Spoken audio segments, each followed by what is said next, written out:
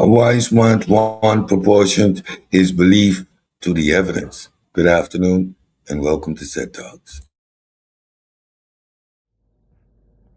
Yeah, pseudo killer. We're going under the hood, past the observation, into the code, the philosophy of the machine. Let's work. I'm viewing the world through a lens that's purely mechanistic. No room for the magic, it's logic and purely statistic. This thought through the blueprint, saw the universe's gear. Stripped the ghost from the machine and replaced the mist with years of observation. Calculation, cold hard dissection. Every movement in the cosmos is a physical connection. Man is a motor, a clockwork, a bone in the vein. Messed on a log, I call approach, I'm isolating the brain. It's the car protocol. No absolutes in the sight. Just the lens focused sharp in the middle of the night. Nothing a law got called naturalism. The rule of the game. We don't speak it forever. We just map out the frame.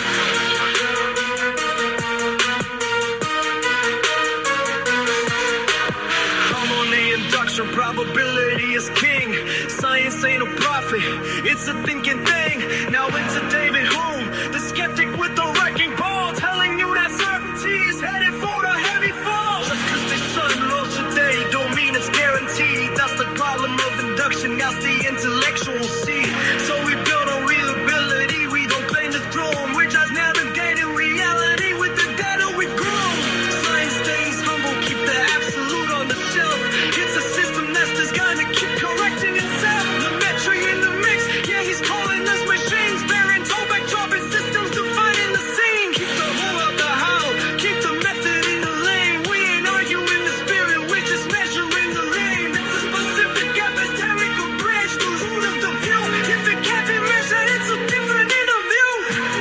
Pseudo killer on the mic, breaking down the framework. Philosophy is science now, going through the brainwork. Void of absolutes, high availability. This is the foundation, the engine is running.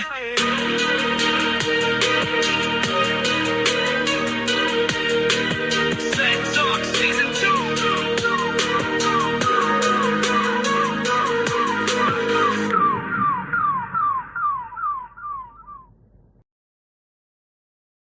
Good afternoon once again, and welcome to another episode of CED Talks. Don't forget to hit the like button. Let me know that you're in the chat. Subscribe to the program. Welcome back to another CED Talks. I want to know, how was your weekend? Can everybody hear me clearly? Put a 1 in the chat if you can hear me clearly. Put a 1 in the chat. Put a 1 in the chat if you can hear me clearly. Good afternoon, everybody. Welcome to another CED Talks. We are working our way through the pillars and the foundations of philosophy. And I appreciate y'all for being here.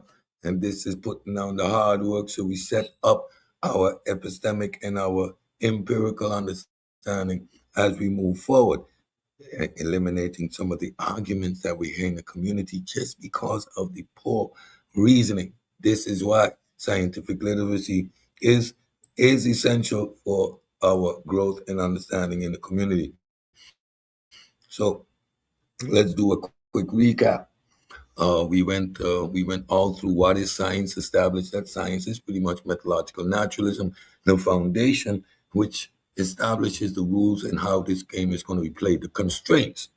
Then we segued into the pillars, into the philosophers, those who established the rules of engagement. We started off with Francis Bacon, who established the fact that we need to engage with nature, throw the books away, out with the old. The old way was simply engage with the writings of the old God. For 2,000 years almost, the Aristotelian and Thalian doctrines ruled how we engage with reality, natural philosophy. We understood that an epistemic rupture was essential for the shift, for that paradigm shift. Epistemic rupture created a vacuum. The knowledge and the knowledge system that was built over those 2,000 years simply fell away. The philosophers did not know. The ancients did not know. The discovery of the New World sort of fueled that impetus, alongside with the development of different type of tools and instruments which gave human beings a different insight. This is the environment that we're in. We're in the middle of the epistemic rupture, the scientific revolution. Again, that word revolution is applicable. You must understand that this epistemic rupture means the loss of authority of the church and state. The same church that fueled the initial discovery of the world, bringing back all this new data, all this new information that could not be processed by means of fiat, by means of philosophical insight. Here is the environment we're in. We see Bacon in the early transition, requesting that we move away from simply engaging with the books and get our hands dirty, get in the mud. In, how do you say that? We moved from deductive reasoning to inductive reasoning, generalizations. Then behind him came René Descartes, as we discovered in an attempt to save his own neck. He created the room for science to be wrong, whereby creating that internal circle of testing, verifying, because the process could be wrong. Also, we saw how René Descartes laid the foundation for the abstract idea that you can map reality using physics, using mathematics, sorry, all in attempt again to smuggle in on the back of an abstract reality his supernatural claim. This brings us to today's today's featured philosopher, and one of my favorite philosophers, uh,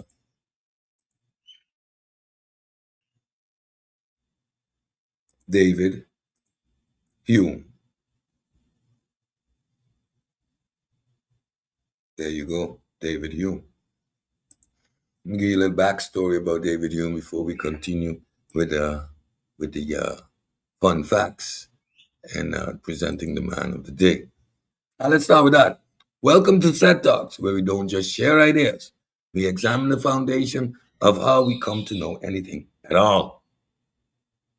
In our last episode, we explored the works of René Descartes, a thinker who believed that through reason we could arrive at certainty. He gave us method. He gave us doubt as a tool. He gave us the idea that knowledge could be built on indoubtable foundations. But what if that foundation doesn't hold? Hmm. What if certainty itself is not something we can achieve? What if the world we think we understand is built not on logic, but on habit? Today, we turn to the philosopher who challenged certainty, David Hume. Hume doesn't just refine Descartes' project, he fundamentally disrupts it. Where Descartes sought certainty through reason, Hume grounds knowledge in experience and shows us the limits of both. In this episode, we are going to identify the key principles in Hume's philosophy and build a holistic understanding of his contribution to the scientific method. We'll examine empiricism and the role of experience, the distinction between impressions and ideas, the critique of causation, and the problem of induction. By the end of this discussion, one thing should be clear: science does not give us certainty. It gives us something far more powerful: evidence-based understanding of the world. With that backdrop, let me get into my David Hume story, why I like David Hume so much. David Hume comes about 100 years after René Descartes. René Descartes is in the uh, mid mid 1600s, and Hume is in the mid 1700s, the 18th century. And you need to understand the landscape as I was just painting. We're in the middle of the highest point. At this point He is safe in his buffer zone because the Protestants have already fought and removed the Catholic power, the Roman Catholic power and the authority from the environment. They are bolstered, they're brave, they're full of bravado. This environment, the church and state, is being challenged. A well known philosopher in his community and a well liked man, well vocal.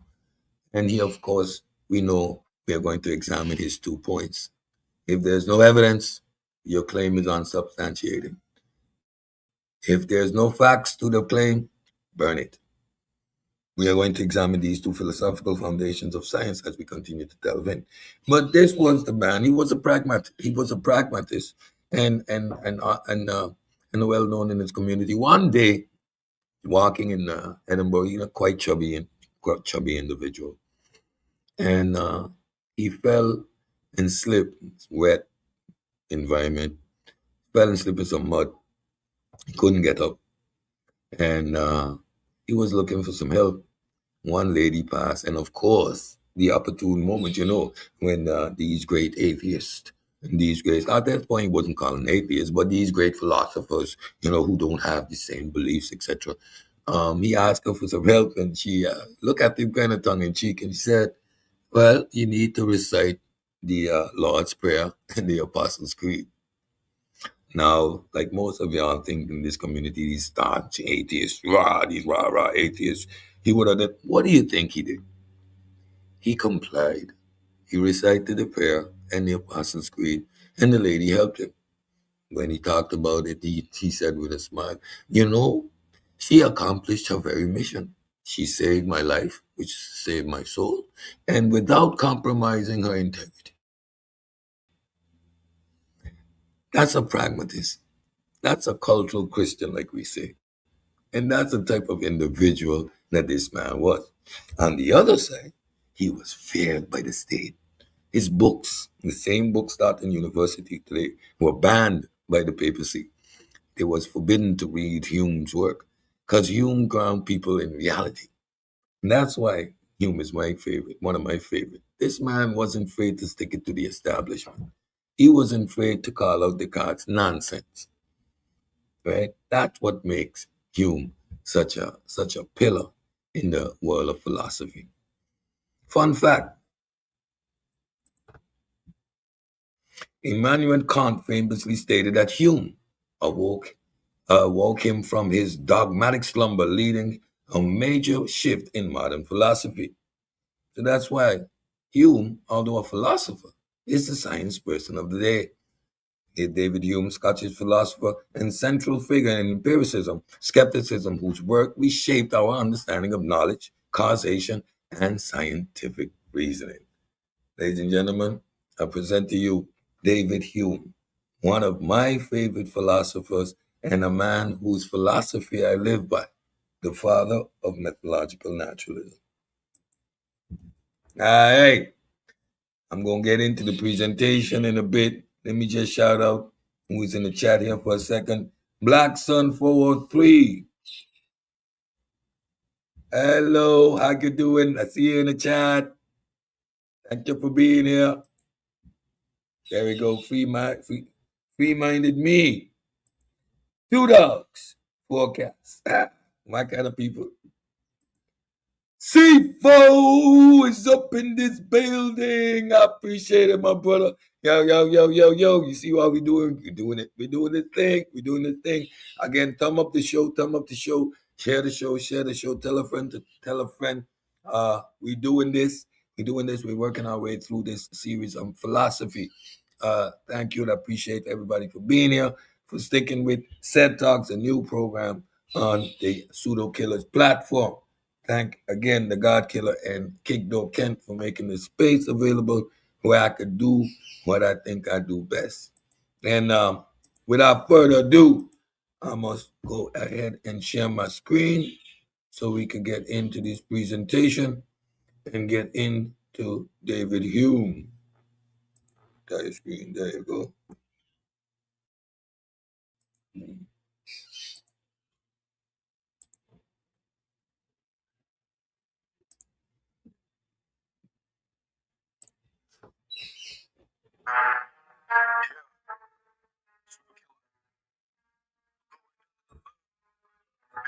observation. Into the code, the philosophy of the machine. Let's work. In the world, the lens that's purely mechanistic. No room for the magic, it's logic, purely statistic. The structure of the bumper, saw the universe is geared, strip the codes from the machine and replace them for years of observation, calculation,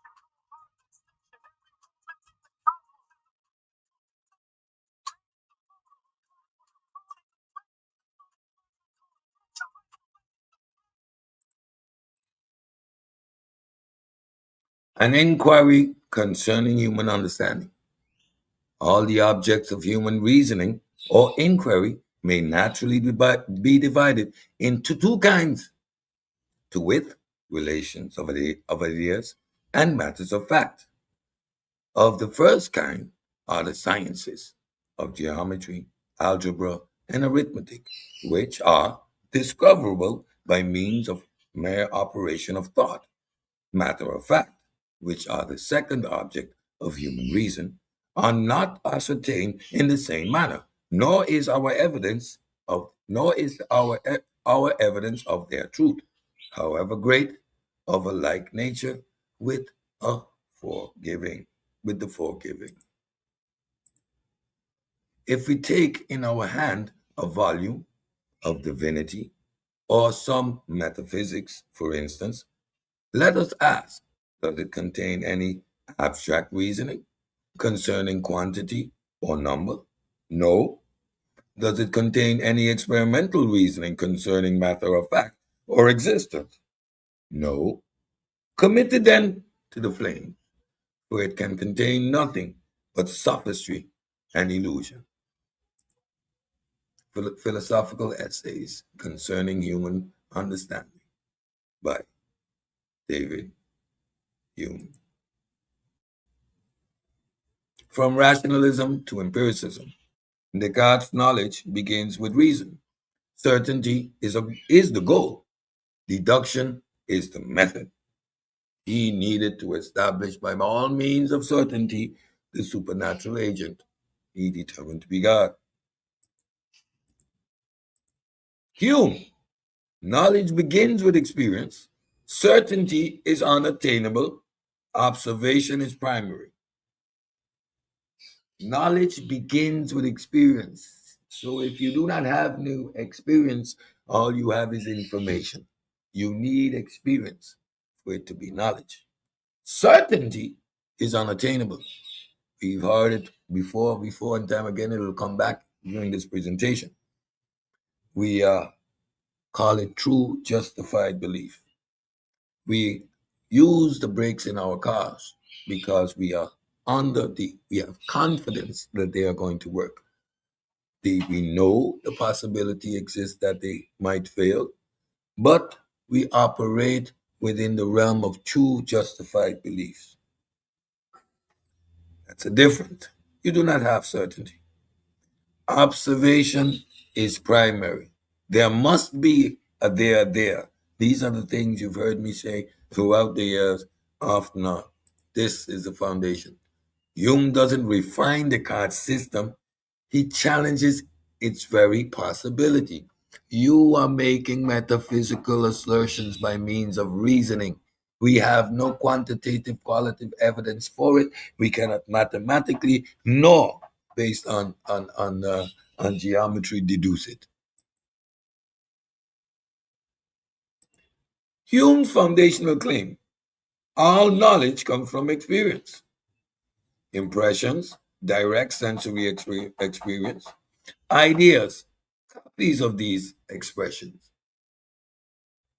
So we get these impressions from our sensory perception.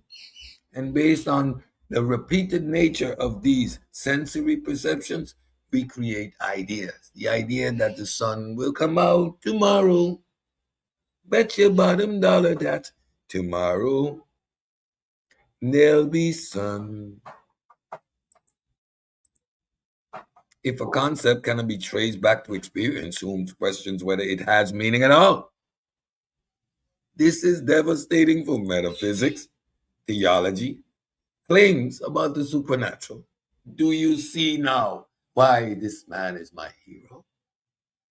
The ease with which I am able to dismiss your metaphysical claims, theological assertions, uh, and arbitrary assertions about the supernatural is because they lack evidence.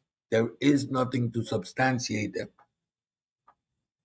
So based on this manner of reasoning, we can understand that there is no evidence there. If a concept cannot be traced back to experience, and experience is not the thing in your head, the idea that you have. Experience is an observation in the tangible world, right? Stick with the nomenclature being used here and how it's applied. So we think we understand cause and effect. Hume asks, do we? We observe A happening, then B happens. We conclude A causes B, cause and effect. But Hume says you never ever observe causation, only repetition. Think about it. You do not understand the causal agents. What you are seeing is cause, effect, effect, effect, effect, effect, effect. You don't actually witness a cause because each effect produces a subsequent effect. So we only have the experience of the effect. The cause, we don't know. Causation is not logically provable. It is psychologically expected. There's where we get true justified beliefs. The sun has risen every day, but logic cannot prove it would rise tomorrow. You cannot reason your way to deduce that the sun will rise tomorrow. We apply it inductively, a generalization which allows us to work, but there is no rational or logical foundation for it. This is what you need to understand. It works, but why does it work?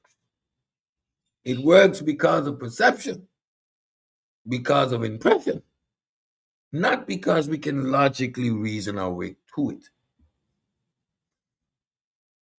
But it is practical. So you need to understand the limitations when you're applying induction. He took the induction from the swan scenario to a larger experience, reality itself. Where's the certainty therein and how do you arrive at it? Hume's conclusion: belief is not grounded in logic, it is grounded in habit. Same thing we be saying all the time. Habit, not certainty. Habit creates the illusion of certainty because it is predictable, reliable, it works for our psychological state of being. The belief is not grounded in logic, it is grounded in habit. Because the break work, I have a true justified belief that it will work tomorrow, although aware that there is no certainty breaks fail. Yet, to operate, I must create the assumption for my reality that the brakes will work. If I doubt the brakes working, it will be very difficult to engage with the motor vehicle. You rely on that psychological buffer. Hume recognized that. What does it mean? It means science cannot prove universal truth. It relies on repeated observations. That's why, even though we have established what gravity is, this is consistently still measured, still tested in labs everywhere to ensure that we are still working with the same parameter. Why?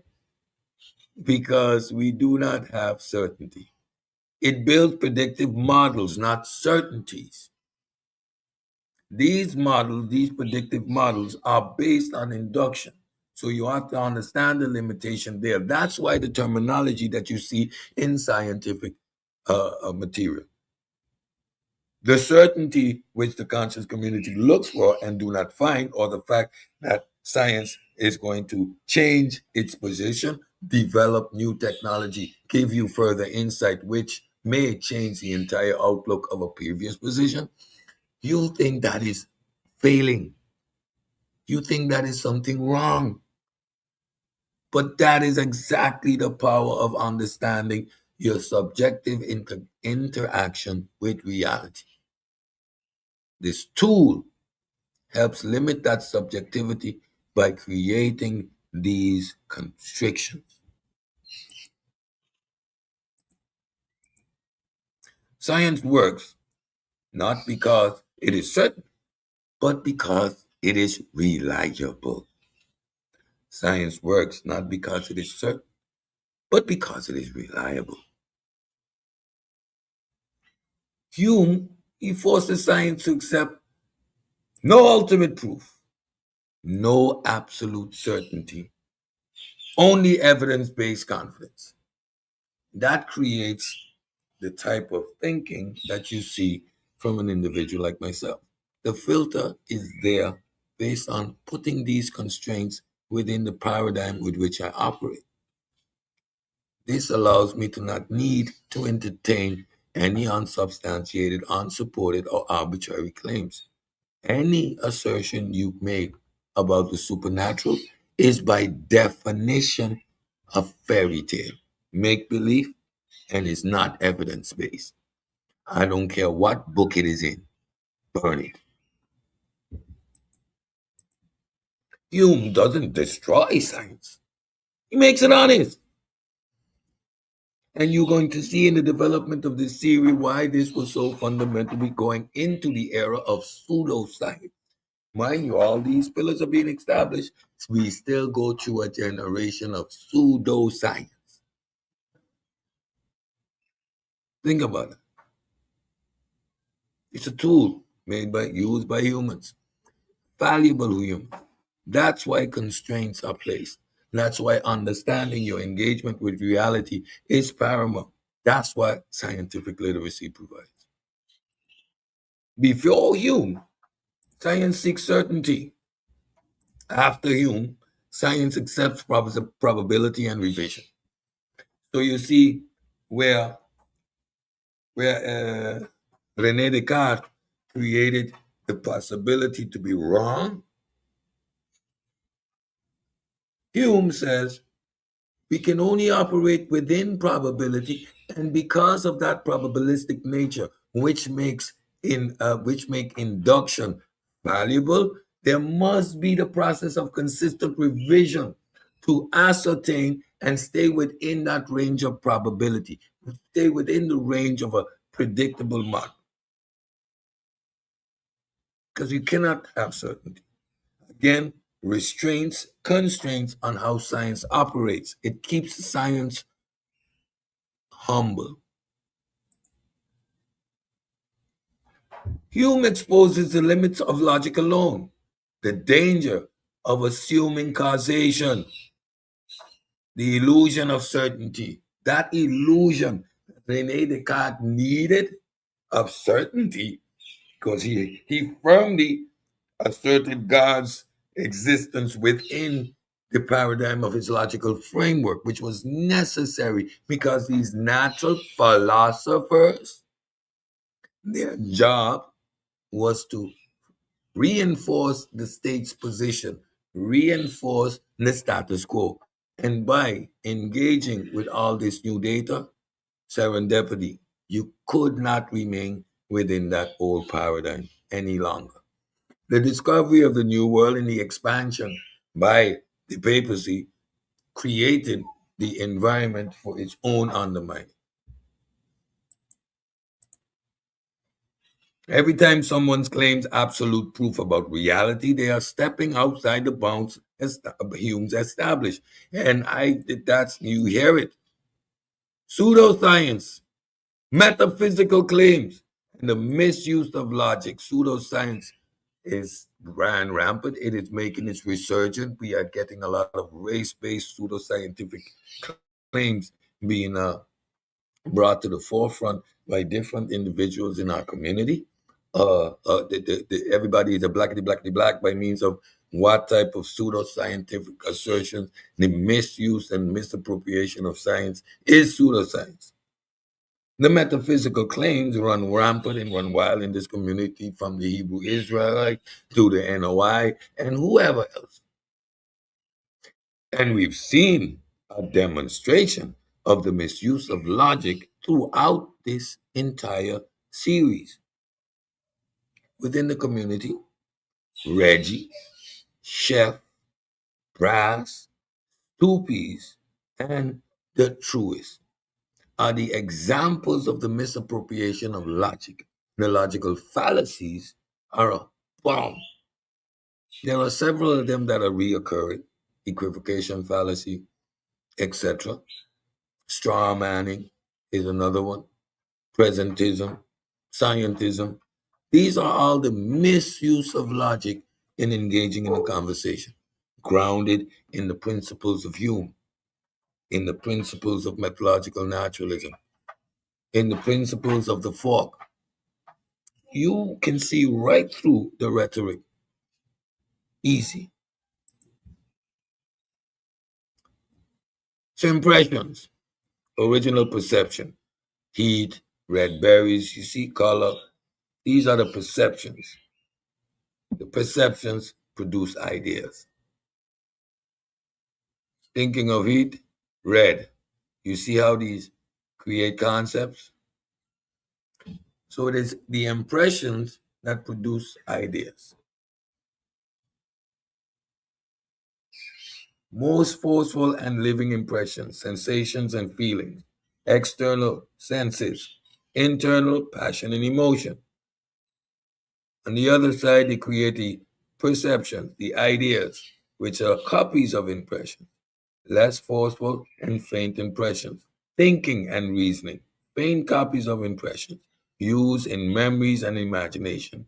Hume copy principle.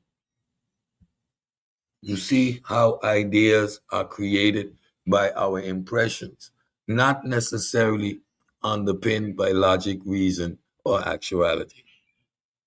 Assertions made, connections made superficially.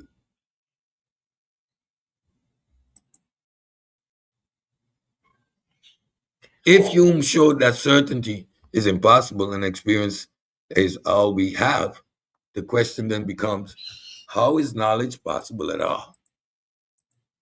Enter the French materialist, grounding everything in nature. We have Immanuel Kant, rebuilding knowledge, and finally, Karl Popper. He introduces falsifiability. So tomorrow we're going to be taking a look at the French materialists and their environment.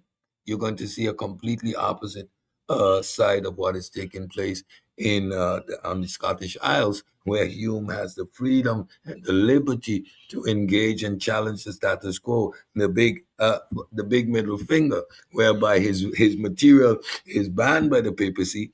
On the continent, the French philosophers who are deeply entrenched in viva la liberté. The separation of church and state is at its highest peak. These people are underground, sharing pamphlets, hiding in the alleyways to produce these thoughts that create the environment for that revolution in France. The fathers of viva la liberté grounded humanity in nature itself.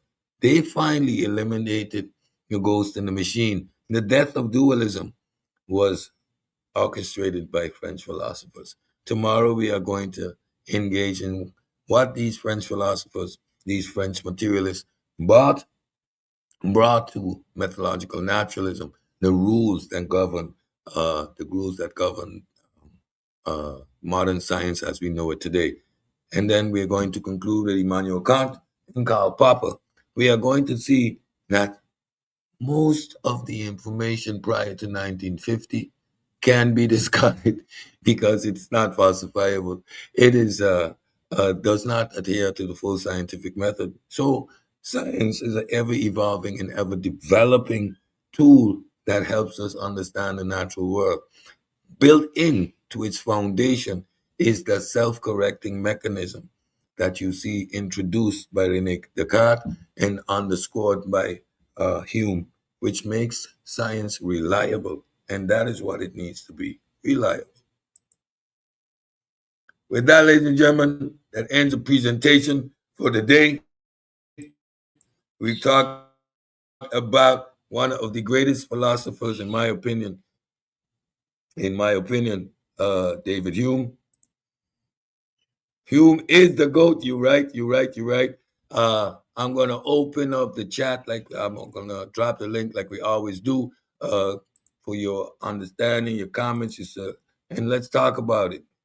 Um, David Hume is indeed my hero. I can't deny it. I can't talk around it. I will be a hypocrite if I would say anything other than he is indeed my hero. The pillars of methodological naturalism are the foundation of the rules by which I guide my life. It is pillars to have a truly good scientific and scientific literacy, and it provides the foundation for how you engage, especially with the boom bam bam bam boom bam bam bam bam that we engage with it in this community. I'm gonna play some music. Let's see what. Yeah, pseudo killer.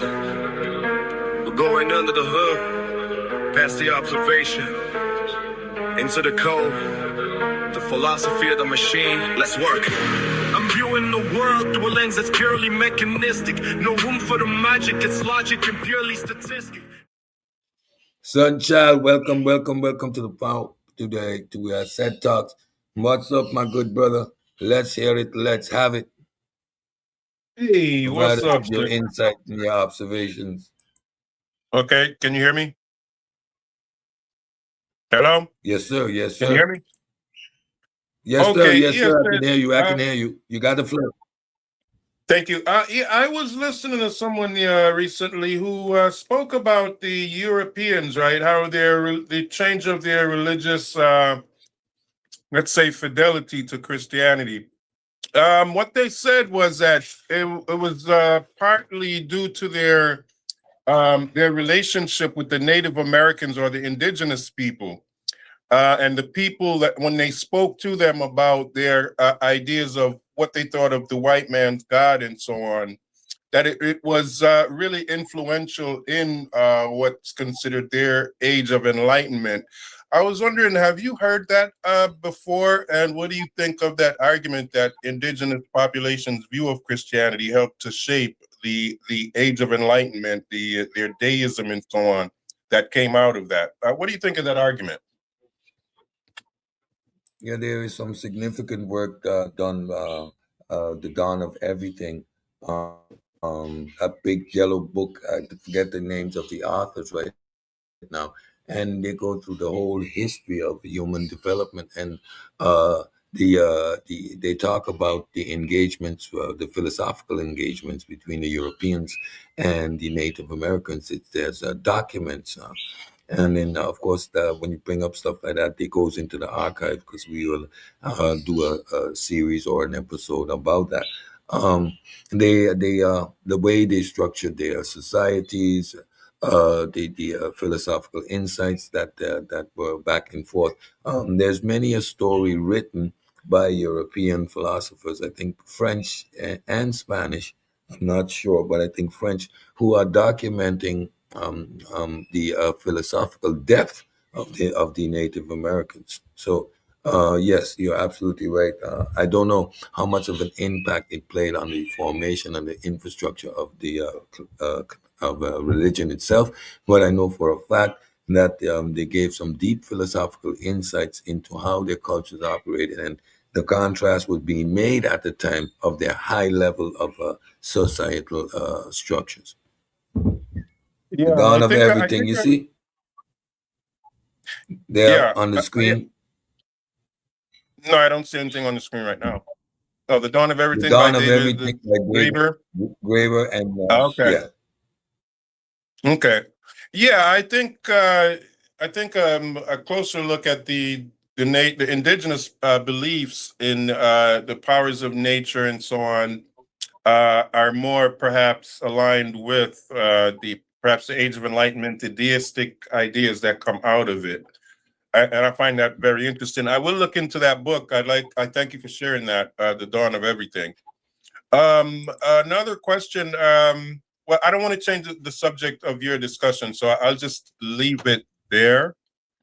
But yeah, that was my question. Unless you mind me asking you a different question that maybe. Go Yeah, I ahead, was just. Sunchild. You're here. Go ahead. Why Go not? ahead. Knock Get it out. yourself out. Knock yourself out, kid. Yeah.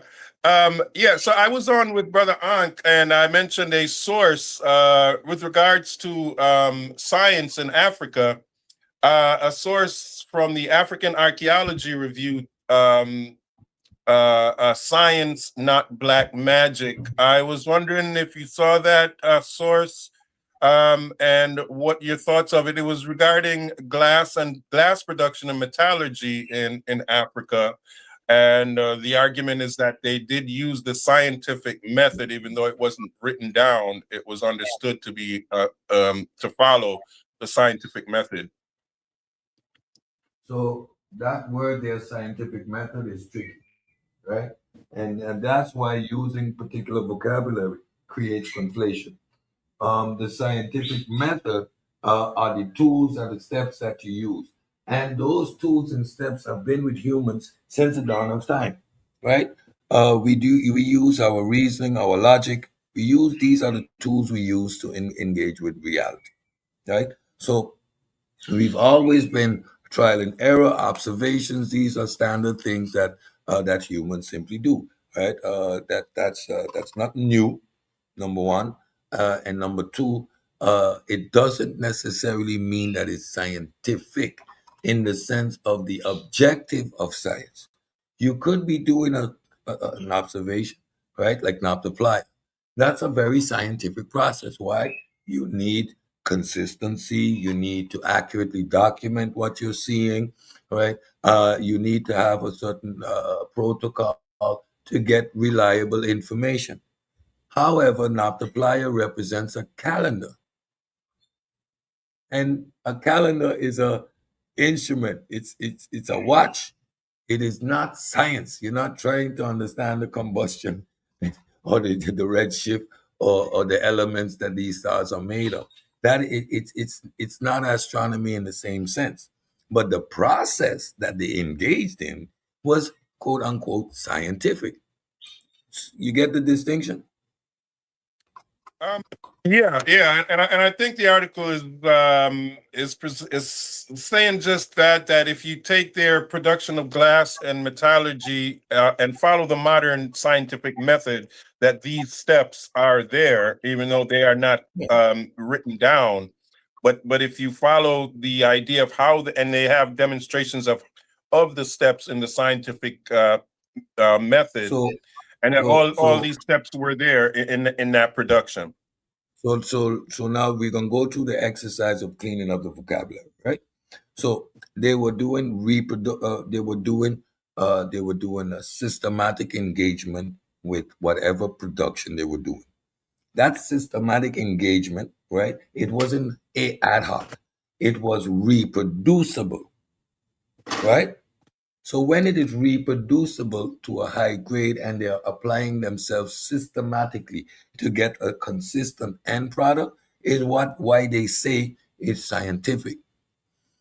Because of the system applied. They're not saying they were doing science. There's two different things. That's a distinction. And as you see throughout the whole series, we are acknowledging the wealth of knowledge of these indigenous systems. It is collection of all that data when the Europeans travel around the world, collecting of all that indigenous knowledge that led to the epistemic rupture. They were seeing, they were gathering knowledge that they could not decipher, understanding things for the first time. So they needed a system to understand. There is where science is birthed, with these philosophers in the middle of that turmoil. But you are going to go around the world and see that people are very scientific in their behavior, scientific in their thought process, scientific in their approach. Doesn't mean that they were trying or attempting to do science. It's just a Okay. systematic way in which we engage with the environment. Yeah. The article appears to be saying that they or proposing that they are doing science. I guess if they are, that article, if they are, you're saying that you don't agree with that. No, the article is indeed talking about their very scientific methods. The Chinese had very scientific, very highly advanced technological society. What makes it scientific is the structure, the order, the reproducibility, the steps taken, which are structured, coherent, concise, reproducible, doesn't mean that they were doing science. And that's the distinction that you need to get clear. I agree, very scientific, highly scientific. Most societies around the world, even today, hunter gatherers, are very scientific, very empirical in their execution of collecting data and engaging with their natural world. Doesn't Yeah. mean that Wait. they are practicing science. Yeah, it seems like you're here separating the scientific method from science, and Yes, the article doesn't do yes, that. Like I said, the title of the article is "Science, Not Black Magic," and it says it's science because they yes, are using yes. And the we are going to scientific stay method. stuck. We are going to stay stuck consciously in the area of confusing terminology. What you're doing again is collapsing the term, Wait, right? wait, brother. I just want to be clear. I'm not doing anything. I'm only Yeah, I saying that am. this is what I this am article is guaranteed. doing. This is what the I am. article I is. So can it's not guarantee. something I'm doing. I If can you want to, if guarantee you want you to bring the that article you're up, you can see that that's what the article misrepresenting is the saying, not article. what I'm saying. I'm guaranteeing you that you're misrepresenting the article. The arguments are being made across the board, stuck on the same paradigm. You move from talking about scientific and made the jump to science, which I knew was Why coming. is So that's why I headed you off. but why is Scientific the don't art equate to then why did science they name the article "Science, Not Black Magic"? That's the title of the because article, and you're saying they're not saying they're just science. their knowledge is not spookism. It's not black magic. It's not woo. Right? That black magic term is a term imposed on these people. What we are looking at is their indigenous knowledge systems, what we call that their epistemic regimes. Doesn't make it science, although it is very structured in its application. You can go to a job and you apply yourself very scientific to your job. Doesn't mean that your job is science. Your reproducibility, your structure, your organization, your level of consistency. These are the things that fall within the realm of quote unquote scientific. But you cannot do the Okay, bait and now, switch. You can go from yeah, scientific to science. Do not use yeah, the but I article just of do not. That's why this whole exercise, this is why this said thought has been doing what it's doing to correct exactly that fallacy that you're doing right now. well, like I You said, are, I'm not the one you are, doing it, brother. you are, I'm only quoting the I name of the know what article. the article is saying. It is how you are contextualizing what the article is saying.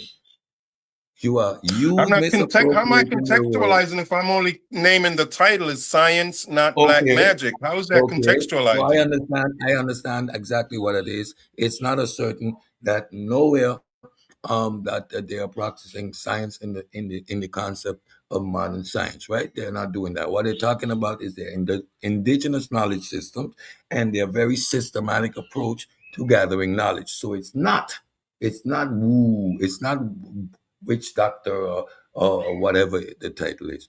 I understand just by reading the title what they're saying. They're not Oh, saying and that these people are doing what science. what were they saying about the scientific method with regards to what they did with glass I and metallurgy? So, Why did so they compare it to the scientific I method just and explained call you, it science? I just explained you what that means. So now I want you to explain to everybody what you did or didn't understand when I said the very systematic, organized structure in which the information is collected. You can call it, and it is scientific. Doesn't mean you're practicing science. So now explain to me what about that You didn't understand. You're on the big screen. Tell the people. Well, what I don't understand is why you're saying it's not science, but the article says it's science, and you're saying the article doesn't say it's science. So it seems like you want the article to say what you want it to say, but it's saying what it says. It says it's science, and it compares it to the scientific method. And in doing so, it's comparing what they did to modern science, and they're making the argument that it is science. And you're somehow trying to make it out to be where the title is Science, Not Black Magic, but somehow you're trying to convince me that they're not really calling it All right. science, but they So call it good. science. You stated your case. They're right there.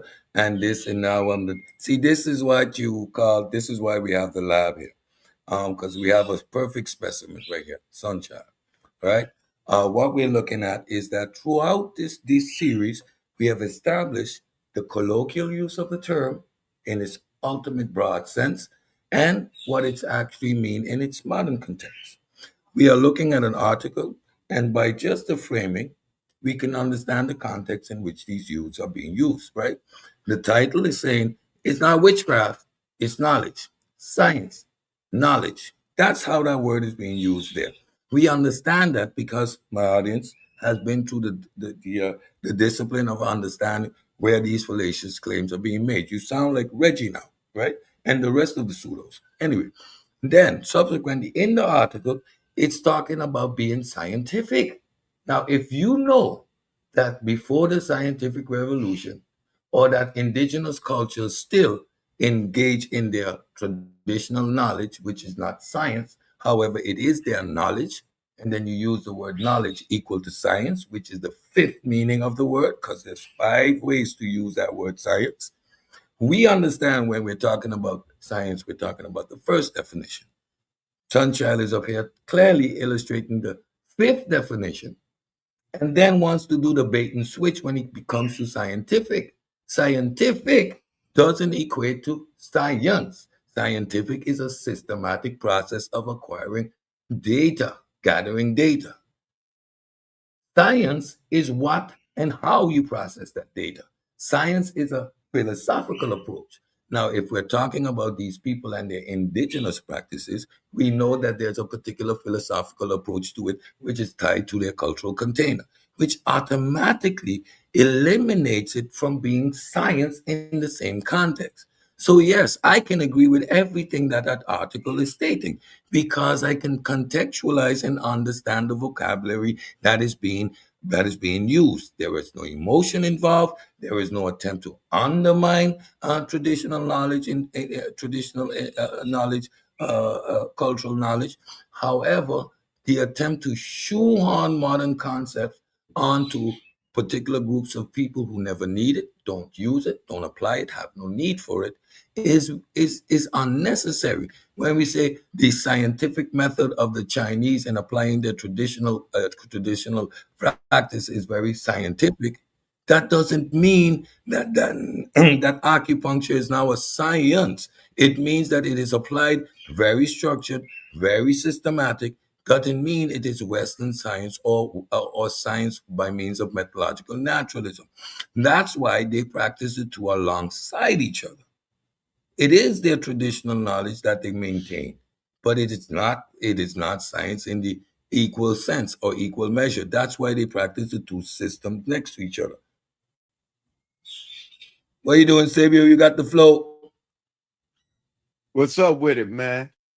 Just I'm good. I'm good. want to shout you out for the breakdown and the difference. And I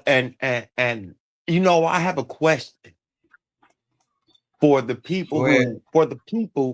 who are insisting on forcing science onto people that did not need this construction of things called science, what we call science. Why did those philosophers, when they couldn't, well, let me see. I want to make sure I ask because I had it worded down the other day. So those natural philosophers, when they couldn't explain diseases or characteristics of people that they encountered that were different than them, why did they place it on the thing called the humors? Humors, the humors. Can any one of you people explain what the humors is? I know what it is. Sunchild, can you explain what the humors is?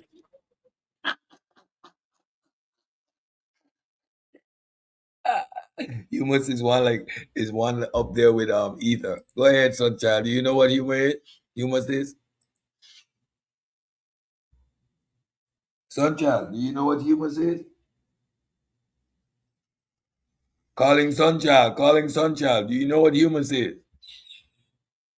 Oh yeah, I think it has to do with your disposition or something to do with your personality or something like that. But go ahead, explain it. All right, Samuel, go have at it. Have at it. How is that Just a scientific? second. How is No, that scientific? no. First, break down what that concept is. Just break it down just a little bit, and then you go in. So let the people know Wait, what humus is. well, he asked me what humors are. Did I mention humors? No, Samuel's at the floor. He's gonna break it down. Go ahead, Samuel. Oh, he's talking about something I didn't mention. Okay, go ahead. Okay, so humorism, or the humoral theory, was a system of medicine detailing a supposed makeup and workings of the human body adopted by ancient Greek and Roman physicians and philosophers. So, I was talking about Africa. Why are we on ancient Greek? I don't understand, Sergio. because Why don't I bring up the article I mentioned? It's called Science, Not Black Magic. Why don't we discuss that? Science. Or are you talking about ancient Greece and Rome again? Because Africa used the same things. When they couldn't explain things, it was given up to the humors. Those persons had a spirit on them. Mm-hmm. Where is that stated in the article I mentioned? I don't understand. I wish we could stay on topic and not build straw man arguments and argue something that I haven't even mentioned. Well, first off, I'm not building a straw man argument. I didn't hear the article that you read. I only heard the ending of what you were saying, and then I came in. So I apologize if I didn't hear your whole black magic science article, whatever you're talking about. Yeah, that's fine. Yeah, it doesn't mention humors. I was just saying it doesn't mention humors. So, but go ahead. I'll continue listening. But the people mentioned, like David Hume, do you know once he ran out of explanations for human characteristics that were not privy to the Christian or the European rhetoric or mind frame, he gave it up to the humors? There was no scientific explanation to why a person might be more prone to sweat in one other area of the world. Nothing scientific. Oh, God, the gods made them this way. The spirits made them this way. Where is that scientific? Can anybody explain? Where's the science in that?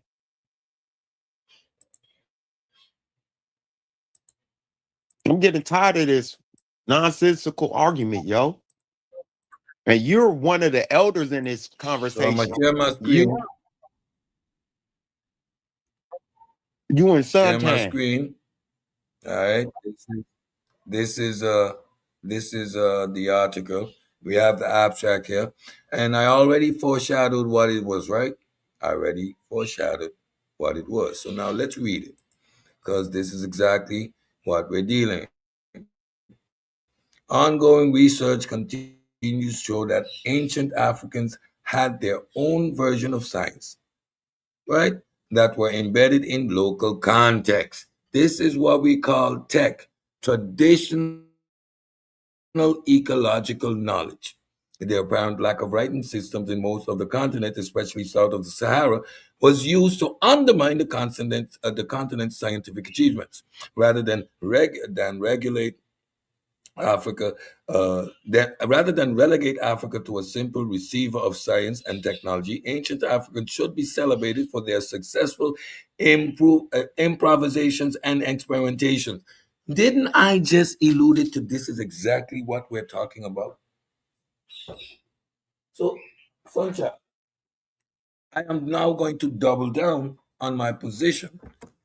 Now, and if you want me to take this article, run it in Chat GPT, and ask the bot to ask it if this means that these people were practicing science or they were doing exactly what I said it was, what do you think the AI response is going to be? Because I already told you, right? And since it seems like the AI does the thinking for people around here, do you need me to run it in AI to prove, let the bot prove to you that my analysis of your errors in dissecting this statement was actually correct?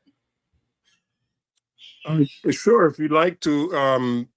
I don't depend on AI to make my decisions, but if you'd like to, maybe you can ask if when the article says science, it doesn't really mean science. What does it mean when it says it's science, not black magic? Does it mean that it's not science So when it says it's science? this whole process we've been going through, the fact that anachronistic.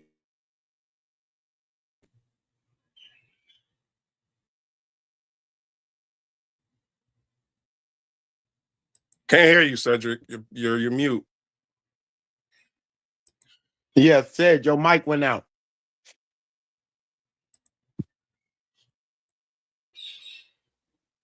Is it me? Said you there? You breaking up? Nah, it was you. Yeah, I'm there. Is it me or Sanjay? Oh, Nah, I'm it was sorry you. about that. Because I couldn't hear you either. Sanjay? Yeah, I can hear you Oh, now. I'm sorry. So, you want me to bring back up the article? Sure. Okay, I'm gonna bring back up the article. I want you to explain to me how this article is talking about modern science. Well, yeah. If Go ahead. you'd have to read Explain to you'd us. have to read the article more extensively. Perhaps if you scroll down to where it starts talking about glass production and metallurgy itself in the process, and Good. the Glass steps of production, the metallic production. Is that a science or is that a technology? That's tech. Let's start there. Well, the article states that you can't separate science from technology. I asked you a very specific question. I'm answering a specific question. The article Is that answers that question. science or The flim flam technology? is When you see amazing. glass It's production, glass and metal production, is that science or technology, Sunshine? It's both. According to the article, it's both. The article says science. No. Sunshine. Well, you'd have to You're read. gonna You have to read walk it in the through this article. It answers that question. The article isn't saying that. We already know Not that smart. your assertions are wrong. So now you're going to go through the learning exercise. Metal and The article glass doesn't say that. are The article technologies. does say that. They are technologies. Yeah, and it Right? speaks about Good. science. It speaks So about slow down, science slow and down. technology, We and need it to talks walk. about why you can't, and it mentions why you can't separate science and If you cut me technology. off again, that's the end of it. Because at this point, I'm just playing with my food, and you're gonna allow me to play with my food, or you get up out of here. But you're not gonna cut me off. You put yourself in the lab, you're gonna get dissected. We are addressing the fallacious nature of your diatribe. You made your case. The thing is up here, and now we are going to walk through it. We're not going to do the over talking. I ask a question, you're going to answer, because your ignorance to the subject means we have to walk through this. Well, again, brother, it's not my ignorance. Are you? I'm only speaking about the article. That's why I'm letting the article speak for itself. The article speaks about science and technology. You are misrepresenting the article. I do not need you to refer to me to the article because I know the material. We are correcting your misrepresentation. So running me to the article like Reggie tries to do, don't argue with me. Go with no. We are addressing your misinterpretation. Metal and glasses serve utilitarian, practical use. Expressive. Do not cut me off. signifiers of power, beauty, and religious beliefs. Right there. Right there. Does science engage with religious beliefs? Does science believe in religious Does, beliefs? does science engage with religious beliefs? Or does science specifically exclude all supernatural causal agency? Fundamentally detaching itself from it. Yes or The no? These latter. are yes or no questions. It's the So latter. yes They do or not no? science. Yes or No, no? no. No. It's a Okay. no. So now if we read in the first sentence here, metal and glass serve utilitarian, practical uses, expressive, signifies of power, beauty, and religious beliefs. What is this technology? This is technology, number one, and the technology is serving the cultural container. This has anything to do with science right here so far? Does anything that you see here have to do with science? What I see where? On the screen? What I just articulated.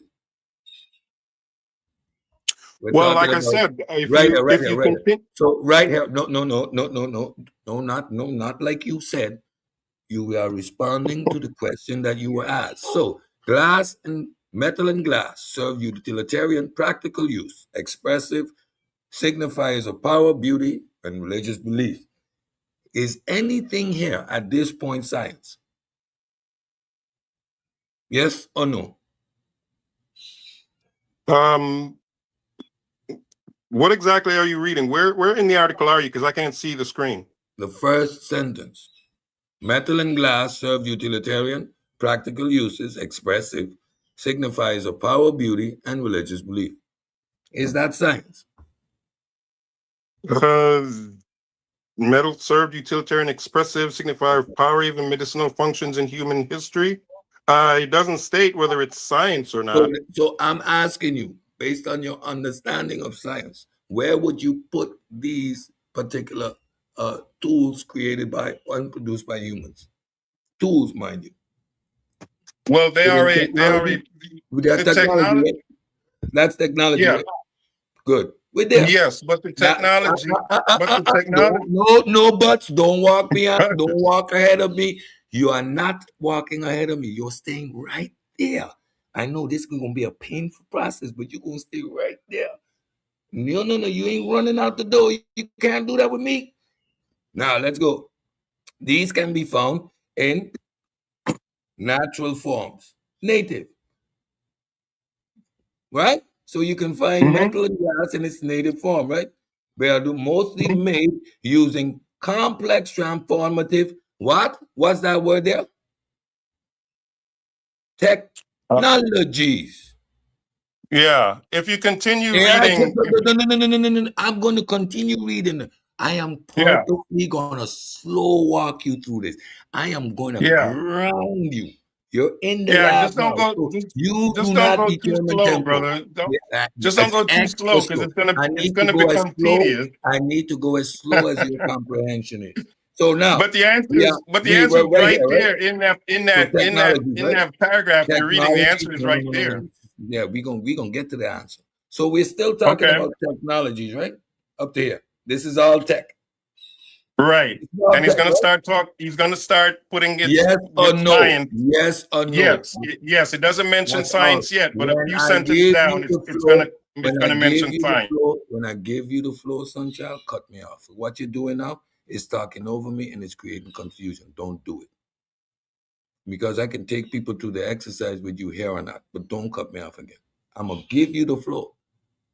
I'm asking you questions so that you have an opportunity to speak. But answer the question and let's continue. We're engaging in an exercise here, the one you wanted. The modern scientific method, with its 6 pillars: observation, hypothesis, experimentation, analysis, conclusion, and repeatability. What is this? This is the tools used, right? I said that, right? These tools we can find everywhere, all throughout history, in different combinations coming back.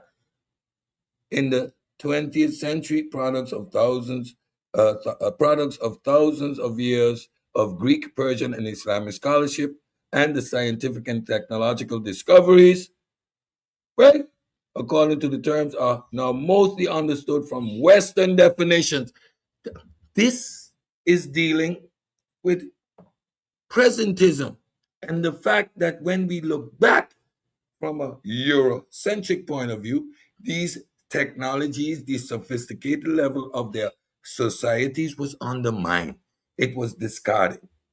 They would use words like proto-science or kind of science, ancient science, without considering these people and their cultural containers, their epistemic regimes.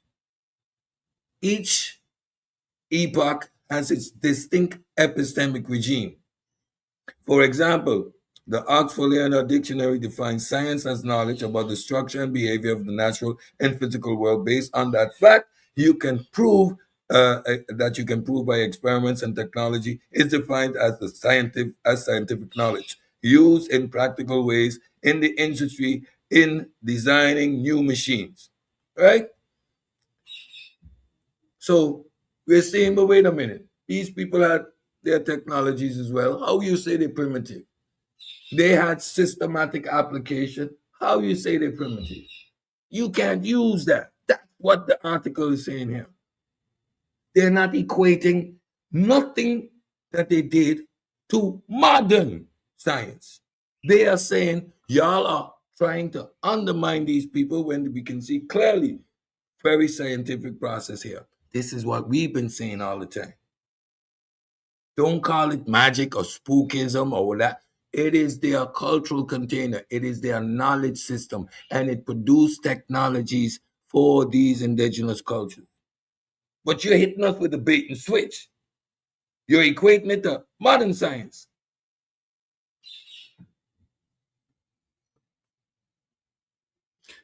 When you see the word science here, it means knowledge, that these people were ignorant. They weren't.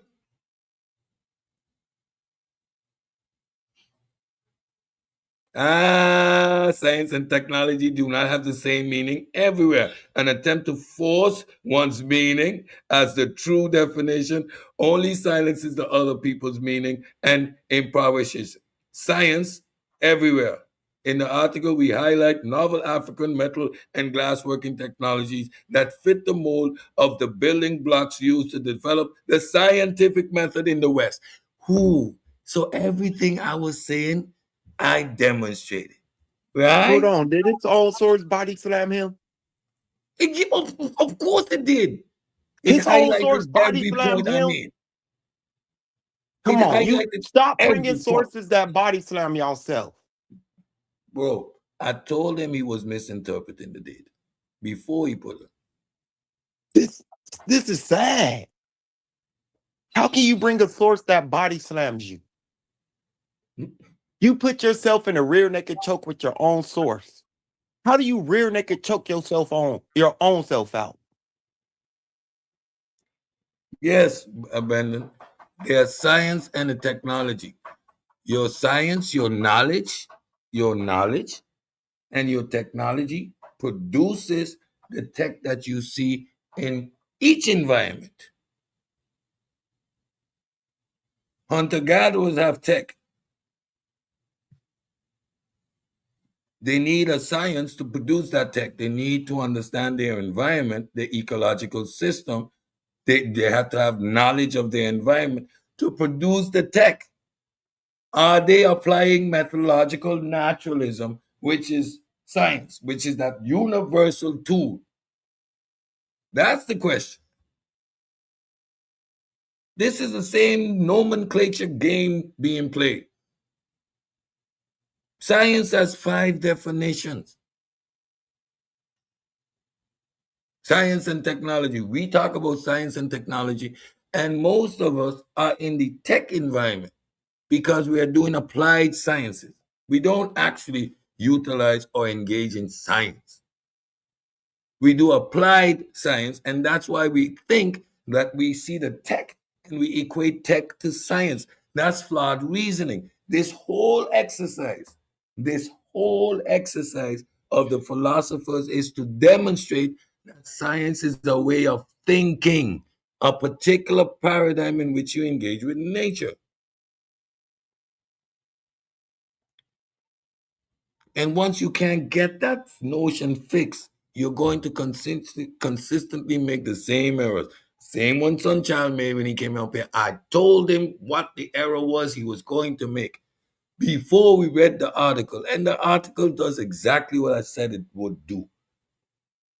Like, why are you guys refusing to acknowledge that their indigenous knowledge system doesn't have to be the scientific method or based on what science is trying to accomplish? These people need things to work. They don't care about the molecules in it and all of that stuff. Most people still don't care about the concentration and what goes on, the nitty gritty and the fundamental principles of what holding this stuff together. They don't know, they don't care. It's not their concern. Play a game on 2K. Not their concern. That's not their concern. So when you equate what they're doing to science, you're putting them in the same philosophical bag. And that is the error. I told you you're gonna see observations, you're gonna see experiments, you're gonna see all these things coming back in various degrees throughout different cultures. May I read from the article, Cedric? Sir? May I read from the article? Go ahead, read from the article. Okay. And just continuing just from where you just finished, it reads, in understanding how science and technology developed and the variations in their complexities, Africa south of the Sahara has long been relegated to a simple recipient of science and technology rather than a contributor and maker. In place of science, magic has been put forward as the explanation for African technologies.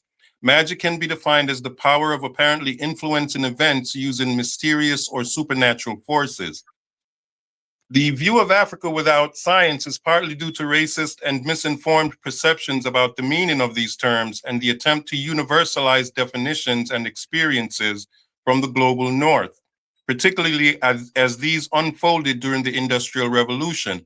However, a careful survey of global cultures reveals that science and technology do not always have the same meaning everywhere. An attempt to force one's meaning as the true definition only silences other people's meanings and impoverishes science everywhere. In this article, we highlight novel African metal and glassworking technologies that fit the mold of the building blocks used to develop the scientific method in the West. Our approach stems from the understanding that science and technology are not independent of each other, and this knowledge should be passed down to students in the classroom. Educators have a role in how scientific knowledge is transferred, and African archaeology can prove helpful in reforming science curriculum. So it's saying that, yeah, like you said, there are 5 different meanings of science, but what he's saying is the global north wants to have the only definition for science. Nope. Right. But if you look at these, but that's not culturally fair. Other cultures have their definitions that, and in some ways that match up with the scientific method. But for whatever reason, like they said, it's because they want Africa to be recipients of science and technology. So okay, but that so they are perhaps defining science not at the strict way that you are or the West would have science defined, but to say it's not science at all might be a little bit culturally. Dun, dun, dun, dun. So you're done? You're done? All right. So now, of course, we ran it. Oh, go ahead, Samuel. When you're done, I'm on. Go ahead. All right. So what I read, what I heard you read is that the Africans and Duke had these technological advances, and there was some science applied to it, some technology applied to it. And based off of the interactions the Europeans had with the Africans, they put magic behind it. And that was racist. No. Hey, I did not interrupt. I'm sorry, I misunderstood you. Go ahead. I'm sorry, I misunderstood you. Go ahead. They said that it was magic that helped these Africans create these things, not science and technology, and not them having ingenuity and things. And that is what we have been saying this whole time, that it was science and that it was racist white people who went and said that it wasn't. It was technology. These things was scientific. They did help establish this thing called the scientific method. So the That's what you've article been is saying. actually, Wait, that's what you've been saying this whole time? Yes. Yes. We have been saying this the whole time.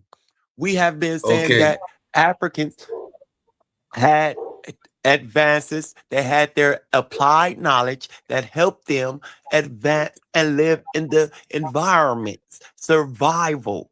It wasn't about the actual knowing, the actual inner workings of the thing. It was about the workings, how it helped those civilizations advance. So those things led to the scientific method, son child. You have to slow down. Stop jumping hurdles that aren't there.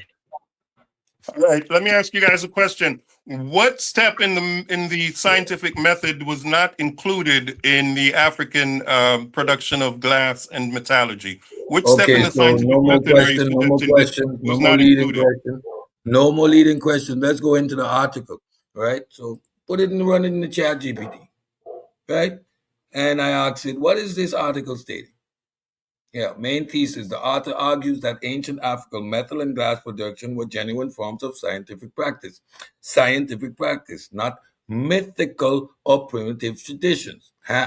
They are pushing back against long-standing biases, what we're seeing in the community, dismiss African technology as magic, superstition, or imitation, instead of recognizing them as empirical, what I said, experimental, and systematic knowledge systems, the exact words I used. Okay, and mind you, I didn't have this article before. I just put it in when you went and did your diatribe.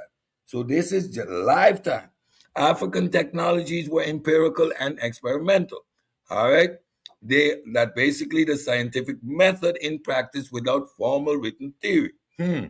These weren't random or mystical practices. They were refined technical systems. You see the word that keep coming back. Lack of writing doesn't mean equal no science. Of course, they had knowledge. You see here, they went from science of here to knowledge, because many African societies use oral traditions instead of written records. Their knowledge, science, the fifth definition, the broadest one, science up here. The broadest definition is correctly stated as knowledge here. The author argues this is a flaw. Scientific understanding can exist without written questions or text, equation or text. Of course, who said otherwise? Knowledge was embedded was encoded in practical apprenticeship and tradition. Knowledge. They are science. The science. Here, the word science is used. The fifth definition is being used. Everyone in chat, understand it? Those who are arguing, look it right. Do not argue this nonsense again. I have a series with almost 10 videos explaining don't make this fundamental mistake. It's illustrative or indicative of your inability to read. You have comprehension issues. Grab a dictionary, grab a tutorial. Do not just read a word superficially. There is a certain art to this. You have to engage with the information without your emotions, put things in its proper context, use the words correctly. The same thing every day. You're going to find 20 articles. Black magic, that's colonial nonsense. No one up here is doing that. Black African power all day. What are you talking about? Broader implications. Redefining science. It's also philosophical. It argues that science should be understood as a process of systematic knowledge building. That's one of the definitions of the word. Okay, so you agree that it is science. It is. Don't cut me off again. You had the floor. I'm just asking you. Do So not you're cut me agreeing that off. it is When I'm done, science, at least a form of science. when I'm done, you talk. Indigenous knowledge system. It argues that their knowledge, a process of systematic knowledge building. It is one of the definitions of science. Science in its broadest sense means knowledge. When we talk about Okay. science, we're talking about the application of methodological naturalism. That's it. And the article here is exactly agreeing with everything I said. No more questions. All you need to do is understand the distinction that's being made. Now, do you Yeah, understand well, the difference? I do. Now, what I would like to say is that perhaps you want to ask ChatGPT how that article, beyond being knowledge, how does the article apply the scientific method to what Sunchild, no. What you are going to do is steal, man, everything I just read. We're not going to the next questions because you don't understand. So what we're going to do is take the time now to steal, man, everything you just read, right? Which is going to condition your brain to not move to the next thing because you don't like what you're hearing here. You're going to engage in a coherent, in an academic way. You're up here, you're going to go through the exercise. You're in my laboratory. You do not dictate anything. You play by the set rules. So now you have the ability, you're going to have the floor to steal, man, what you just read. You're not asking anybody any questions. You're going to now synthesize what you just understood. So everyone in the chat could see at least you got it. All right? You got the floor. There you go.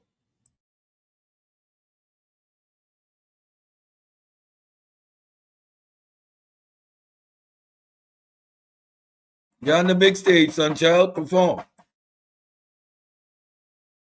Well, I'm sorry, I was on mute. The article, beyond defining science as knowledge, it also takes the scientific method and applies what the Africans were doing to the scientific method specifically, which I think moves it out of just the simple science as knowledge argument.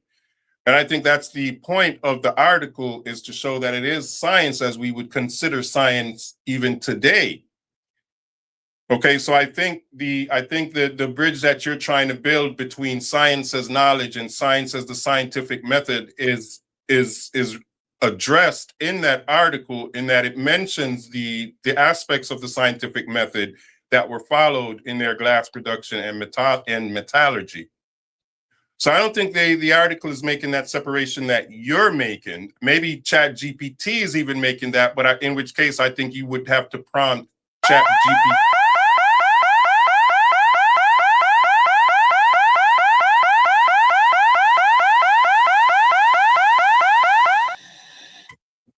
That shit is horrible.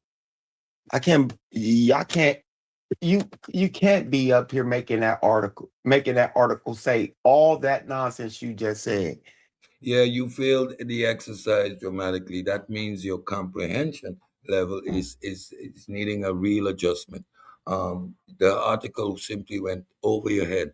I went step by step through the article. It is equating the word science in that article with knowledge, which we understand. With knowledge. They're talking about the high level of sophistication with regards to their technology and the reproducibility of how they actually do their work. Yep. What Sunchild is doing is illustrating he has serious comprehension issues and can barely read. And this is a problem in the community. The inability to actually comprehend what you're reading. God, you got the floor. How you doing? Did Sunchild try to pull that same trick with the fake article, thinking is he using that one? Why is it a fake article? Because it's from African Archaeology No, Review? I'm in the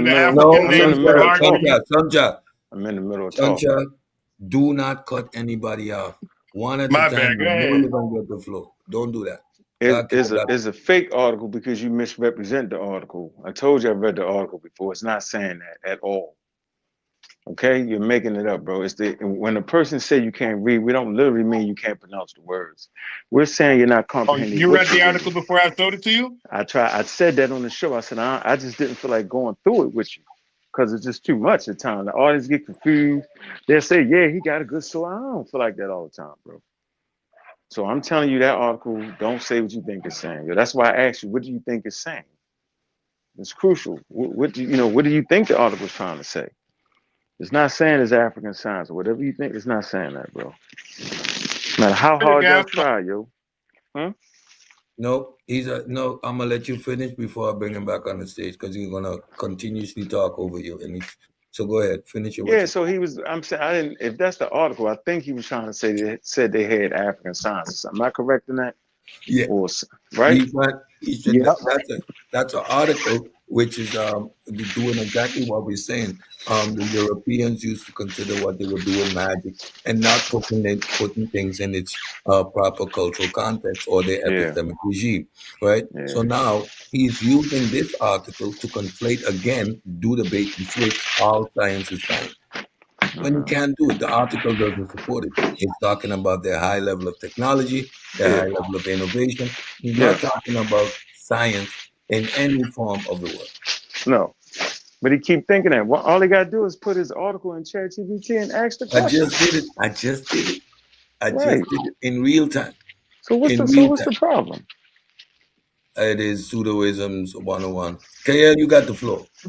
Yo, what's up, Sid? What's up, How y'all doing? How you doing, brother? What's going on, man? Man, I can't call it, man. I just listening to the conversation here, and it kind of strikes me again as if a lot of people feel like as if we're attacking the intellectual capabilities of Crazy. those ancient civilizations by saying that these things are not necessarily science as we define it today. Because like if Right. we were to take any of these things and put them into a science classroom setting or a class or a lab setting, they wouldn't meet the qualifications. And I think we all can agree to that. And that's why we discuss these things in the labeling system of being proto sciences. Because Yeah. like these are the things that we built on top of. We took away the things that are not necessary or will distract us from the actual end result. And that's it. Like what's the problem with that being part of the process? And I feel like a lot of these times people are trying to say that there's a different way that Africans did things that would give them the same end result. But in Mm. actuality, none of these things will give you the same end result. You don't have anything you can pass down from an African traditional system that conveys over to a Chinese traditional system that can be, that you can extract valuable information from, make predictions off of. None of them. Like even if you do the inverse, you do Chinese system to ours, you can't take anything out of a system when you have a worldview that is not able to be recognized by the world. You know what I'm saying? And so with all these spiritual systems, like whenever you have that as an element, it kind of disqualifies that system in a whole to be a system that's integrated into science, because science is an international language. you know like when you do a report, or if you're talking about metrics and inches, those things can be converted, but you can't convert the orishas to to Yahweh. You can't convert, what I'm saying, Jesus Christ to Buddha. You know what I'm saying? Like when and that's the point that we're trying to make, because like once you remove those things out of your system, remove those elements of spookism, now you have a language that all of the different communities around the world can use their tools of measurement and to have a defined end result. And I'll end with that. Sunchild, you could respond briefly or make a point. I don't know why at this point, because you simply. Yeah, I'll just again, I like to have the article speak for itself, so I'll just read a brief part of the article, if you don't mind. Again, and it states, as archaeologists of African origin, we combined our experience of schooling in Africa, or knowledge of indigenous systems, and our training in archaeological science to demonstrate that people across Africa for centuries were engaging in science, experimenting, improvising, inventing, and innovating technologies and technological processes. without exhausting all technical processes, we highlight only those Stop right forms there. of metal. Stop right there. Hang on, let me just finish the Stop. sentence. No, We stop highlight right only there. those forms of I metal and want you glass to making stop in right southern there, and western Sanjay. Africa. Stop right there. I want you and I need you to stop right there. What are they talking about? Technology. And we have acknowledged that. And to develop technology, Bro, you need knowledge. You need knowledge to produce the technology that functions within your environment. We just put brother, it through the chat GPT. Which part of brother. that don't you understand? Well, before you cut me off, it says that they only, with regards to the technology, they only use those pillars of the scientific method that are relevant. But that's what it goes on to break down the glass metal and then show you the pillars of the scientific method that are applied. You are confusing the method, the application of the tools, which you are going to see all throughout history with a philosophical framework. So you have the same observations, but the state of mind that you are using or observing these, engaging with the data is different. Do you understand that science is a way of thinking? You're referring to technology over and over. Yes, Okay. yes, they were undermined. They were underappreciated. Their cultural container were not respected in how they produced their knowledge. We understand that. They were systematic. All humans needed to be. Ankh is continuously making that point. I made that point throughout the whole series. Why do you come back and want to do scientism by putting a state of mind on a people which they did not have? Could not have, Brother, because they could not have a world view, because they did not observe the whole world. It was world travel and the interconnection of all these different knowledge systems, which forced the establishment of a system which is universal. You are equating okay. two things that cannot be equated. Which part of that All is right. difficult to understand? Before All you right. Well, before you go, maybe no, it no, is no, no, no, Cedric. no, no, Maybe. sunshine. No, no. Before you go, said something. Just said something that I think you're going to overlook. And it's about the knowledge system that those people had. So if you take ancient Africa and you put it back in those times, there was only 3 continents. 3 continents. Where is the science in that? Africa, Asia, and Europe. Where's the science in that? No matter how technologically advanced, how many tests they were running, it still wasn't modern science. It was the foundation. It was steps. You Yeah, it's don't based get off to believing. science before you get it. I don't get it, sunchild. I don't get it. It's based off I don't. believing. It ain't based off of knowing, Sunchild. Thanks, Well, good. go ahead. Go back to that page. Go back to where you was reading that, Sunchild. Yeah, and Mm-hmm. you guys keep saying I have a problem with being confused of No, let's what I'm just take reading. our So time. Go ahead. Let's just take our right. time. So if I could just read one sentence and then you guys help me understand what this sentence means, okay? Yeah. All right. It says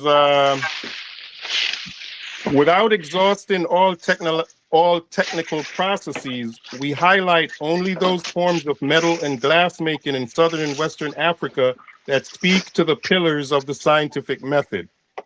What does that sentence mean? Now read it again. Read it again. I want to listen. Read it again, please. Go ahead. Without exhausting all technical processes, we highlight only those forms of metal and glass making in southern and western Africa that speak to the pillars of the scientific method. What does Yeah, I that got. sentence mean? Yeah, they saying that there's parts of it that spoke to the scientific method, to the pillars of it.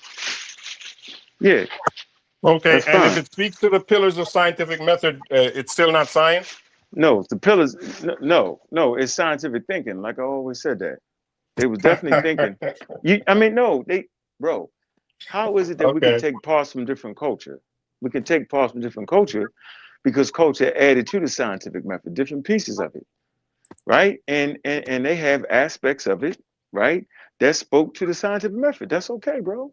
But we would not even say the scientific method. We would actually say their traditional knowledge. So they had a system, right, in a traditional worldview, right, that is similar to what we see today in the scientific method. What's wrong with that?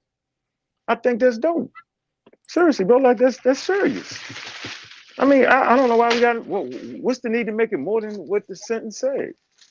That's all I'm saying, though, Okay, Sunshine. well, I don't have a need to. Yeah, I don't have a need to make all it right. something that it's Well, not. well, let's say, brother Art, let's say their metallurgy and glass production. There's a lot of noise coming from someone's background. Maybe you should mute out. Go ahead. But let's say their glass and metallurgy used all the pillars of the scientific method, right? Let's say they can demonstrate each of the pillars of the scientific method, even though it wasn't written down. They went through all of the steps. Would that make it scientific? Scientific Or doesn't science? equate to science. Science is a particular worldview which they simply did not have. And as long as you continue to conflate that, you're not going to get it. You're looking at the tools. We're looking at the architecture and the infrastructure. Different conversations, Sunchild. Different conversation. Hold your turn. Grant's here. Grant, you got the floor, my buddy. Thank you. I want to just read one part I think was important about this of the article that I think it's sort of being missed. There's a end of the section. It is the conclusion, and I'll read it to you. It says the view of science as embedded practice, is quotations, intimately connected with rituals, for example, is considered ascientific pseudoscience or magic in by Western perspective. And so in this section, they're making a critique that this is often the perspective of Western ideas. But then it goes on to say, in Africa, there is a strong connection between the physical and terrestrial worlds. It's important. And again, this is the author of this as a conclusion. The deities and gods are the emissaries of the supreme God and the patrons in charge of the workability of the process involved.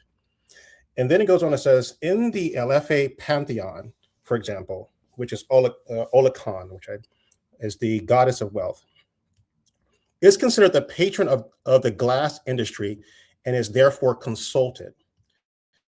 And I think even after reading all of the article, ultimately the conclusion of the author is ultimately laying out the argument that in essence, there is this layer there in which the gods are sort of, are working the sort of the levers of it. And in essence, completely takes away all of the other arguments that we are attempting, not, that there's an attempt to extract out of this.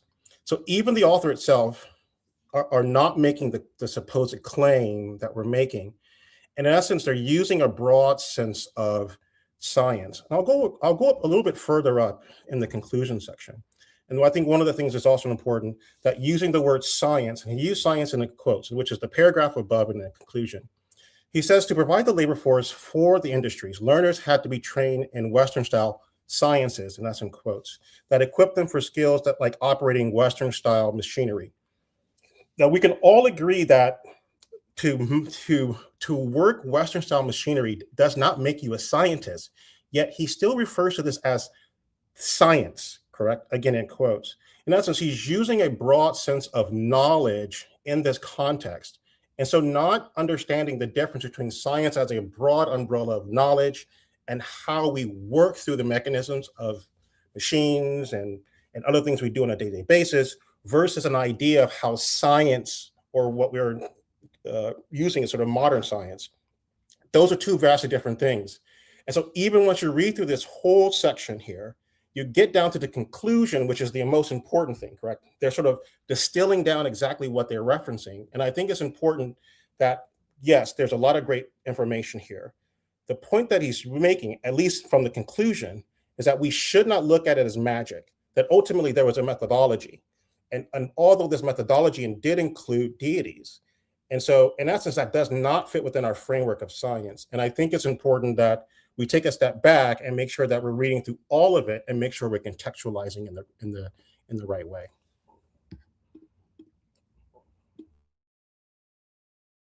You can respond, Sunchild, briefly.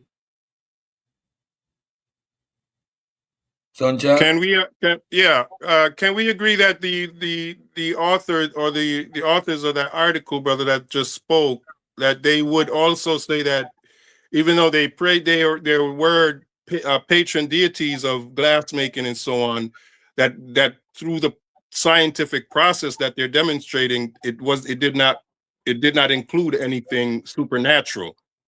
So they did separate the two. It's as if we hear the example given: a doctor may perform surgery and afterwards praise that it was successful, but it doesn't make what he did not scientific or medical.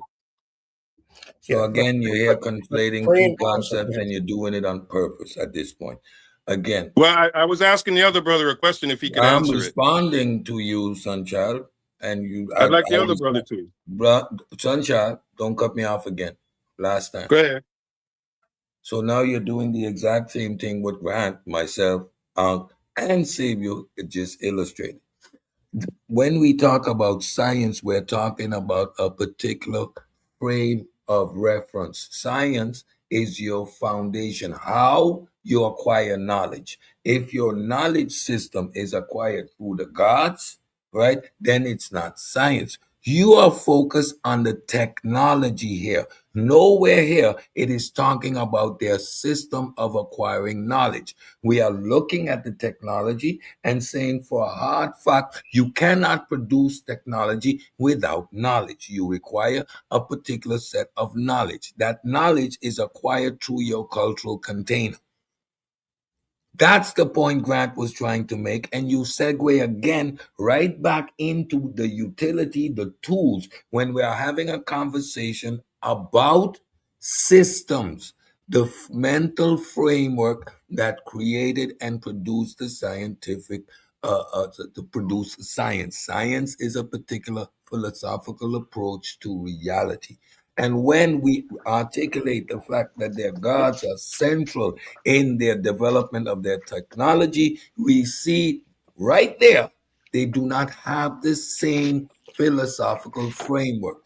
That's the equivocation mistake that you're executing over and over without paying any regards to that simple fact. It is quite annoying. Now, Grant can respond to you, but go ahead, Grant. Yeah, I think when we attempt to say something post activity, correct? So let's say we're using your example here, the example of saying, well, you pray post surgery, but that in essence, post surgery, you can sort of do anything. You can drink a beer post surgery, correct? That doesn't mean that it has any impact on the actual sort of what you're considering medicine or science. But in this case, the author of this article is actually saying that the one of the core tenets is the religiosity, correct? Are the gods. And so in essence, you have to take at least this author, like you've said in the beginning, and you've said this early in the process. You said, well, these aren't my words, this is the author's words. And so we're using your methodology in this argument that you're sort of agnostic to this argument, correct? And so you're just merely using the words of the author. So in this case, using your understanding of how, again, you're just sort of standing back and just say, I'm just reading what the author is saying. In this particular case, the author is clearly stating that they are using this as the underpinnings. And I think it's important for you to sort of allow for this author to sort of make their statement and then ultimately come to their conclusion. And then also you have to some extent agree that their conclusion, whether you agree with it or not, is their conclusion. And in this particular case, their conclusion is that it is not science, and that it is not modern science. It is not what we understand science to be. And the author clearly states this in their conclusion. And I think that's something you need to. Where does the author state that clearly in the conclusion? That it's not science. So I'm gonna read it to you, sir. Let me know where you're reading so I can follow you, please. Where in the conclusion are you? I'm in conclusion. I'm at the last sentence of the first paragraph. And so it also takes us years of reflection and reinforcement to make the connection that some of the ongoing African crafts are in communities were technically science without needing to fit within the Western mold of science. In essence, he's really pointing out, again, using science as his broad sense. And if you look earlier in the paragraph, he uses this idea of science of being this broad idea. obviously referring to Western style machinery as sciences, which no one on this panel right now would agree that you working a machine is science. In essence, in the sort of classical sense of what science is. However, we can all agree that he's ultimately saying here that is referencing some knowledge base, some understanding when he uses the word sciences. And so if you're taking that premise, which you have to in some ways, still apply it to this overarching section here, correct? And so he still goes on to the end and says, this does not fit within the Western mold of science. And at the end of the day, how we've come to understand the framework and the framing of science, he's actually saying here, it does not fit within that. And that's fine. He's ultimately saying that there's a form of knowledge or science that you may be using, and also he's using here, that we have to be respectful of, that it wasn't sort of ad hoc. And sure, it does have mysticism in it, but it shouldn't necessarily be dismissed as unuseful. And I think those arguments are being most certainly clearly made in the conclusion.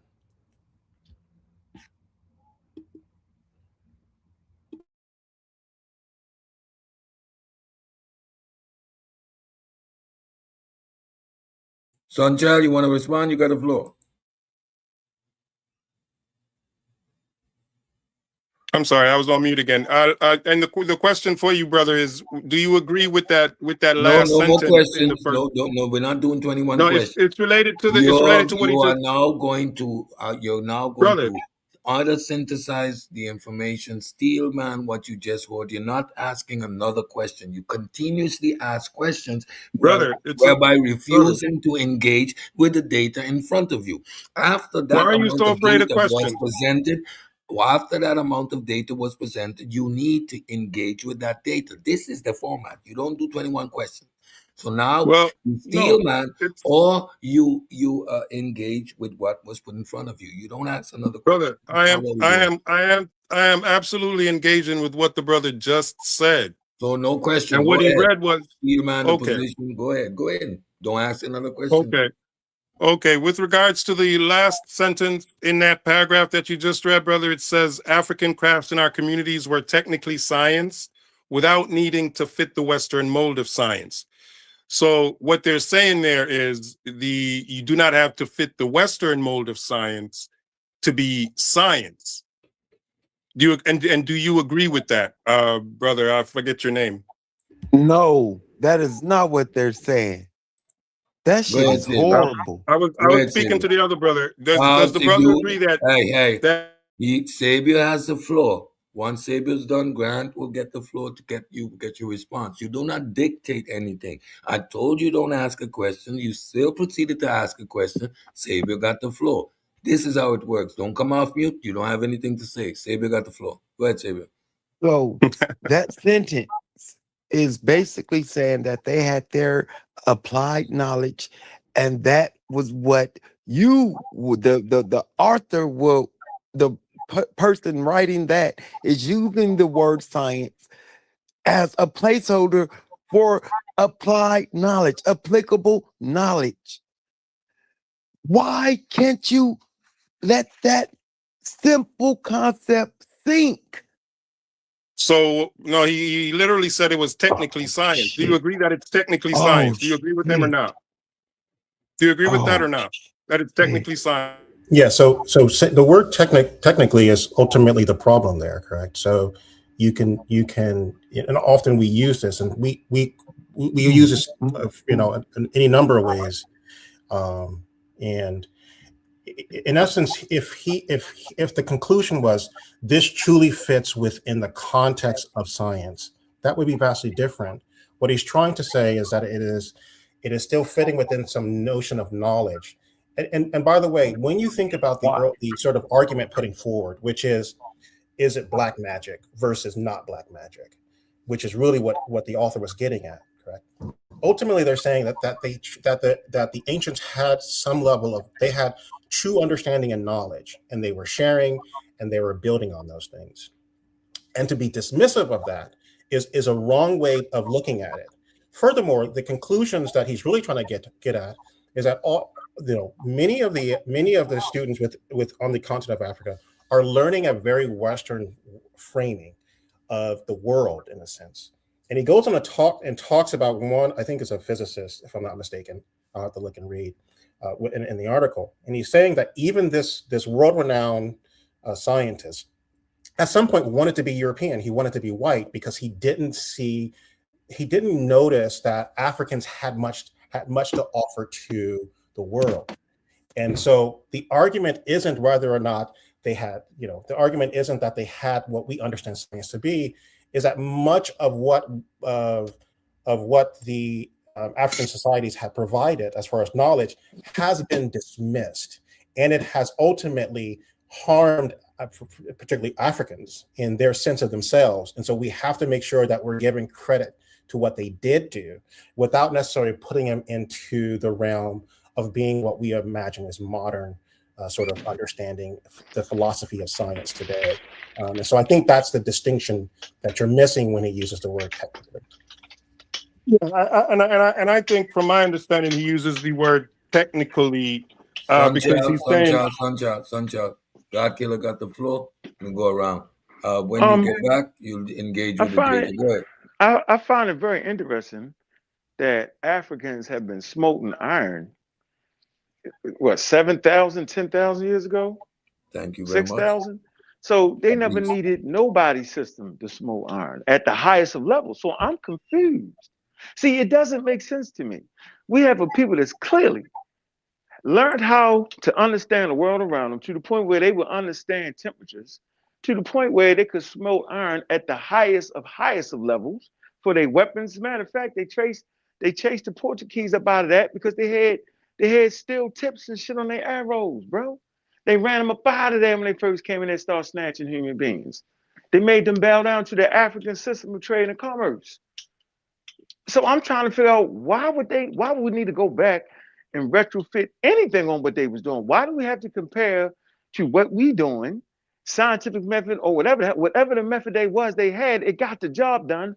And there's a people that are claiming, especially people like you claim to want to understand your people because the white man lied to you, then why not just understand how they got to the point they got to and call it what they called it? What's wrong with that?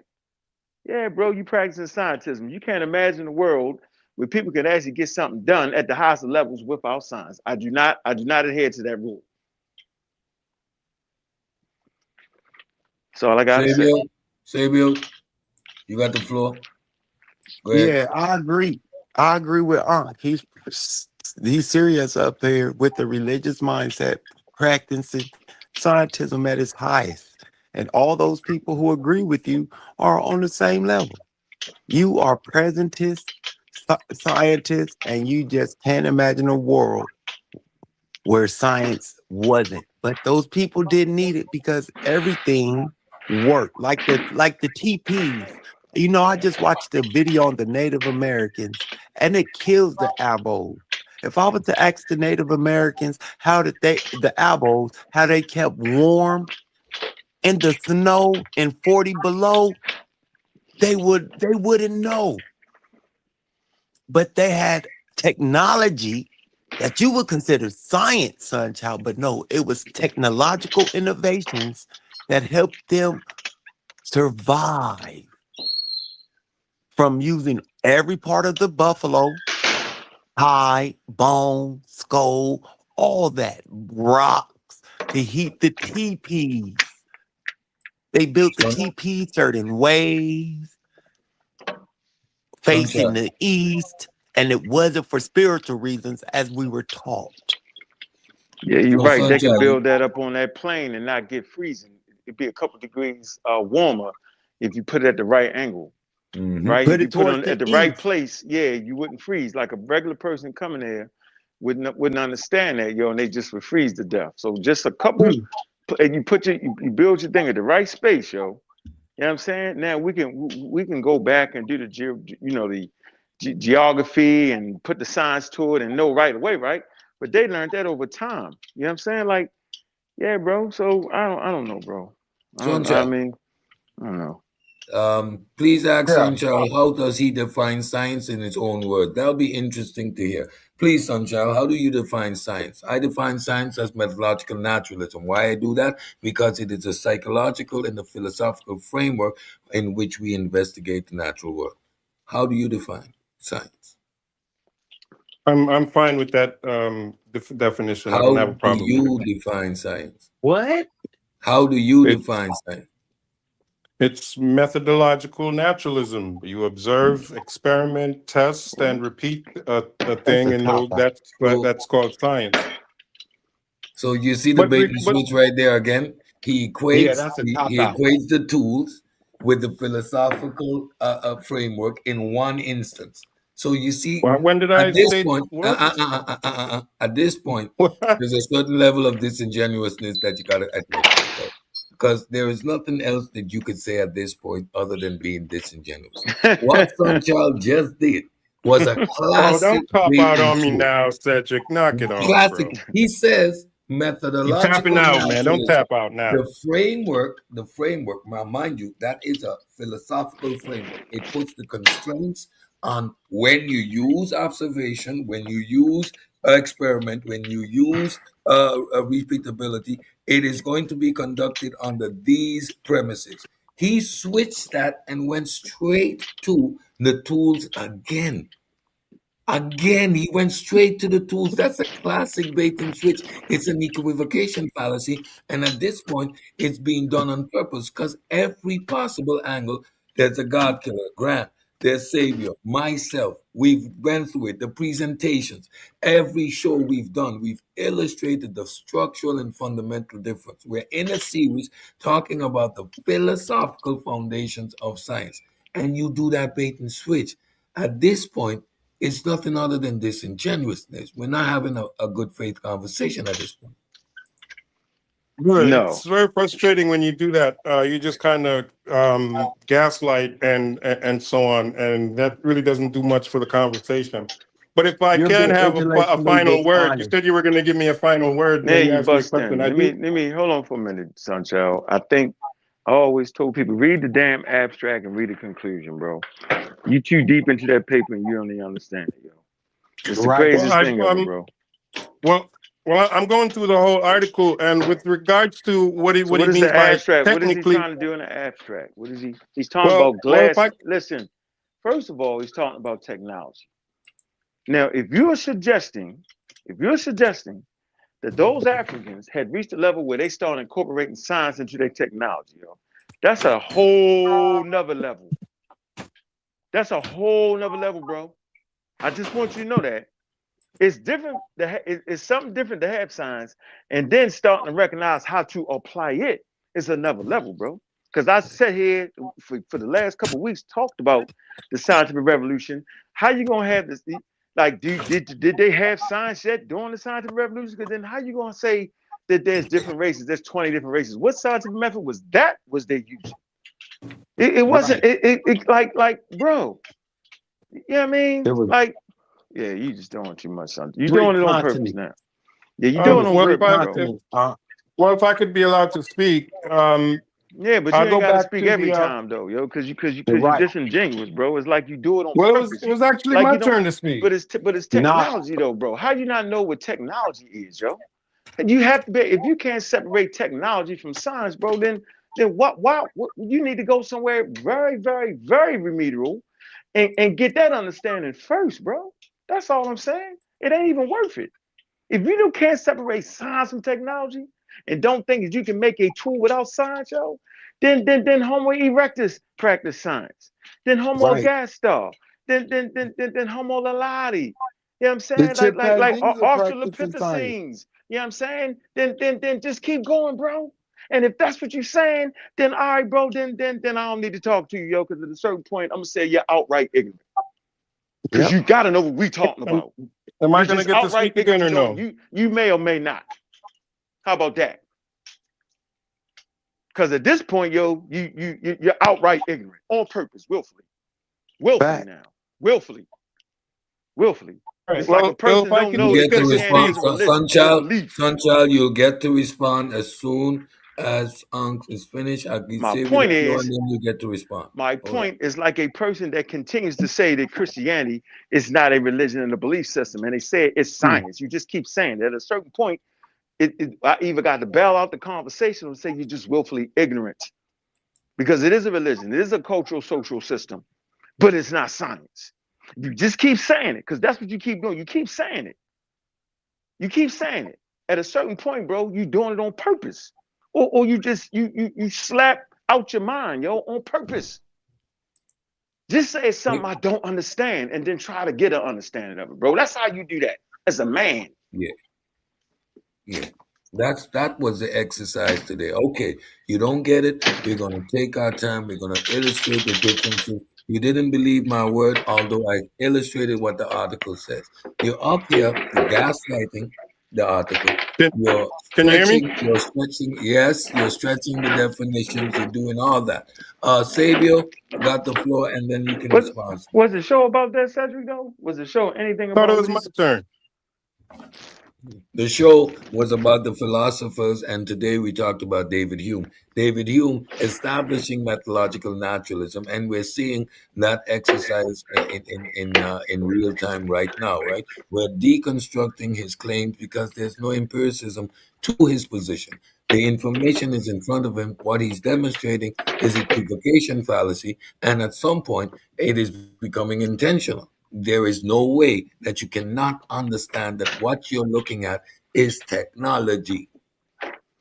Yeah, And but he went you off need he a made his body own of program and made it about him, yo.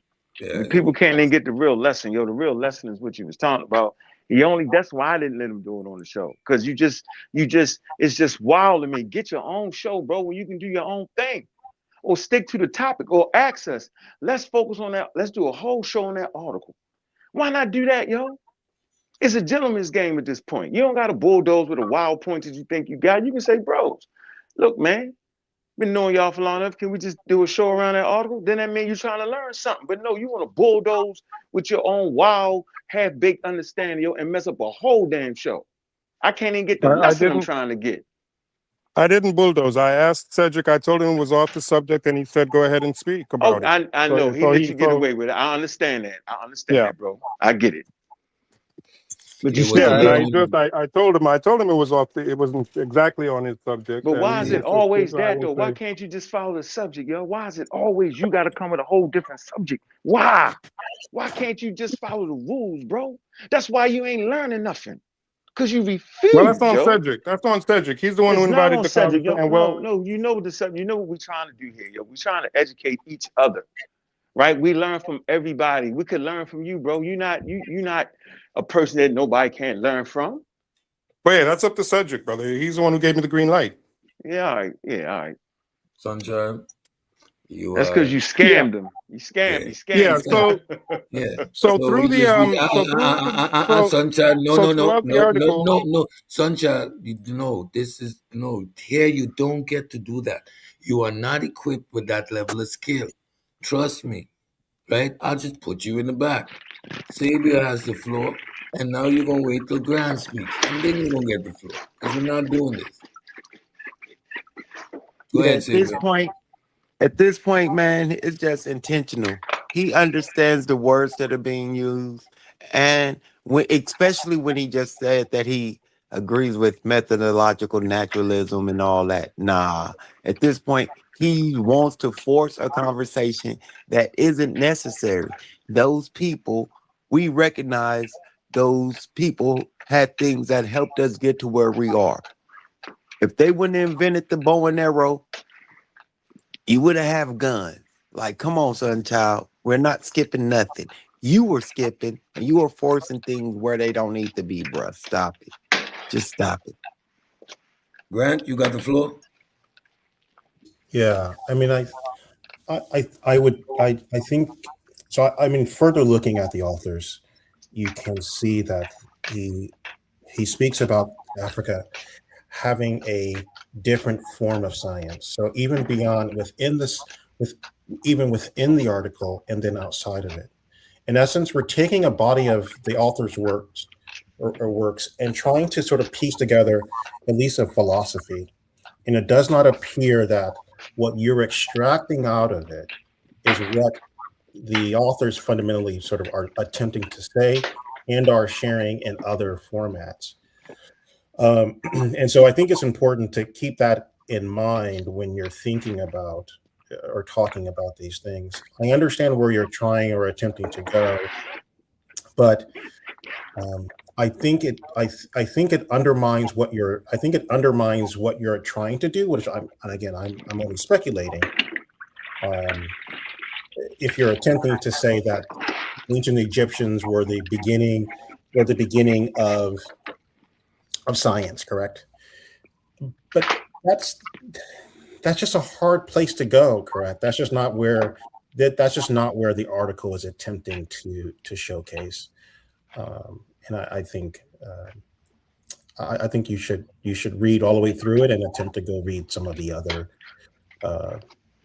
sort of contemporary articles or information available. Indeed. Sunchild, you get a final statement. And we're hitting that 2 hour 15 mark. We're running off the show. You get your final statement, Sunchild.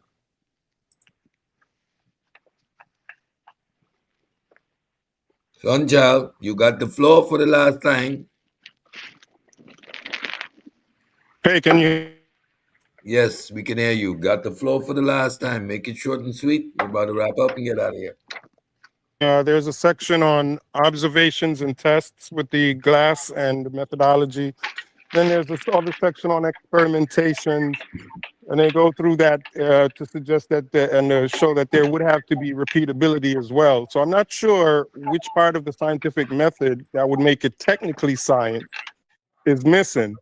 And I think this is what the author in the conclusion is saying. It's technically science, but the way it doesn't fit the mold of science is in the sense that you guys are saying, because they may have had a patron god to glass or metallurgy or something, that doesn't fit the Western mold.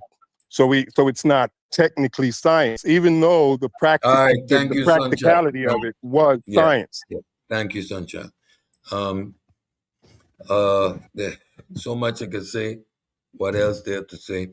Chantal was a perfect demonstration today, and we understand the deficiencies we're dealing with. You see the equivocation fallacy. We see an inability to have the conversation within the proper framework, which is again a equivocation fallacy. This subject, science, is about how you process the data, not how you collect the data. It is not about technology, the skills you apply to produce glass, metal, or any other product. That has been the problem throughout this series and throughout the understanding. They simply want to conflate science at this point. It's about winning a debate instead of producing accurate information. So that's why we're continuously in this vicious circle where he refuses to acknowledge and understand what is being said and what is being talked about. At this point, he was a demonstration for y'all to see the clear distinction in the words. I learned that from my good brother Anki. I asked him, man, why do you have these conversations? He said, I'm not talking to the individual. I'm talking to the audience. And the way I do things is I put it on display. We have a specimen here that we can dissect in real time to illustrate exactly the points we are trying to make. And Sunchild was an accurate demonstration. He articulated the differences clearly. There is no way you can get around it. If you watch Sunchild's performance, you understand the distinction we were trying to produce. So for that, I gotta appreciate Sunchild. Right, he's always going to be a willing and lab participant and allow himself to be used to demonstrate the exact point we were trying to make. So with that, you have to appreciate Sunchild. He wasn't a disrupting factor. He was actually a good example of the fallacies and the conflation that we're seeing throughout the community. He at least has the courage to stand here and put himself on display. So I appreciate that. God Killer, you got the floor. I can hear you. All right. So, I mean, I think you said it best that he actually demonstrated why it wasn't actually science, right? And there's rules to science. And oh, by the way, you can definitely produce something that looks scientific, but you had no idea you was even producing it.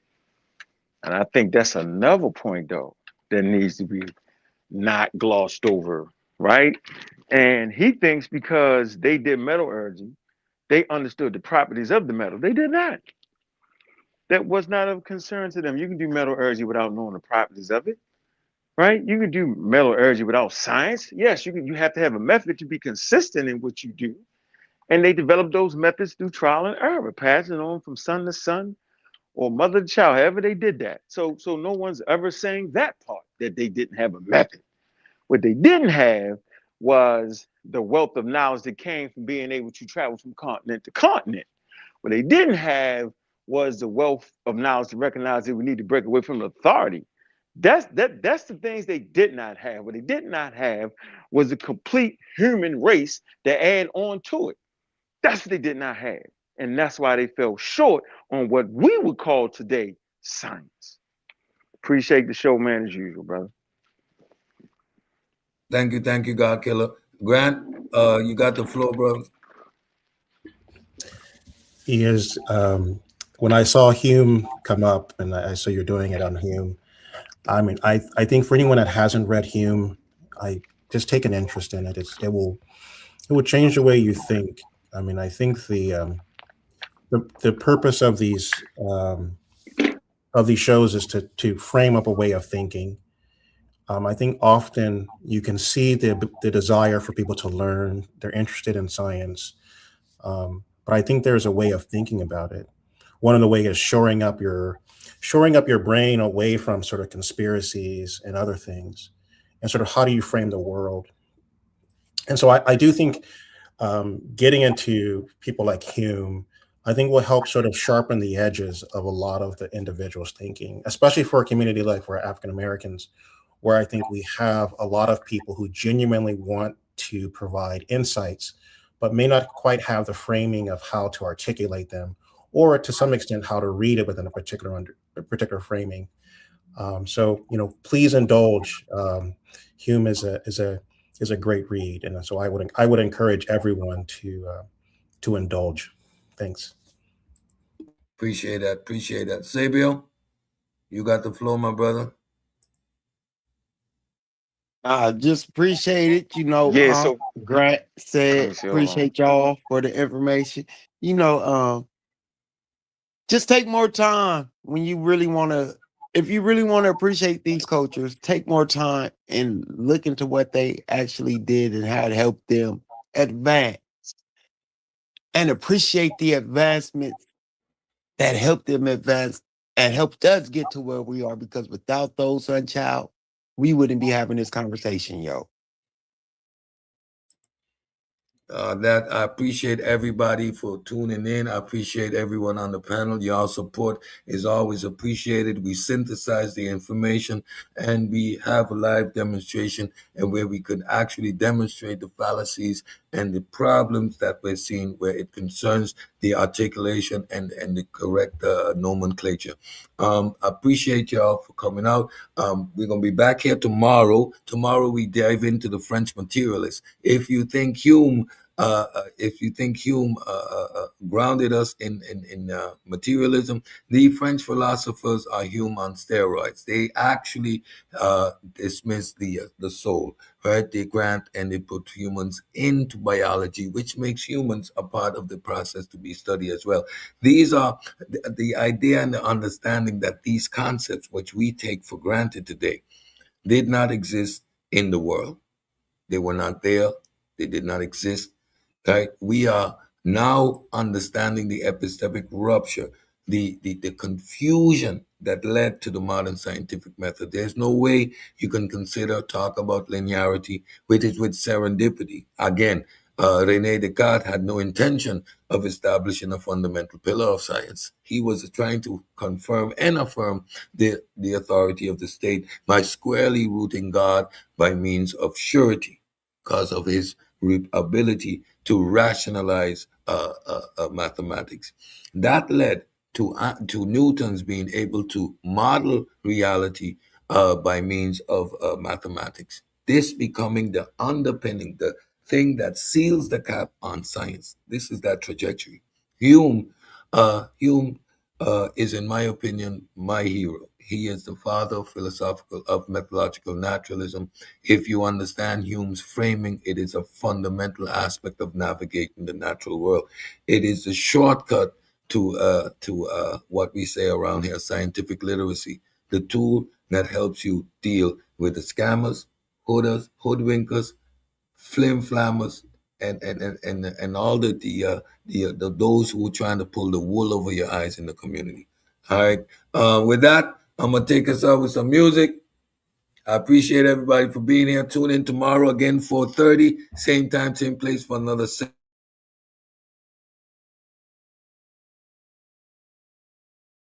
Yeah. Welcome to CED Talks, where we separate fact from fiction. Mess it up a minute every time. This that CED Talk, yeah, we said it straight.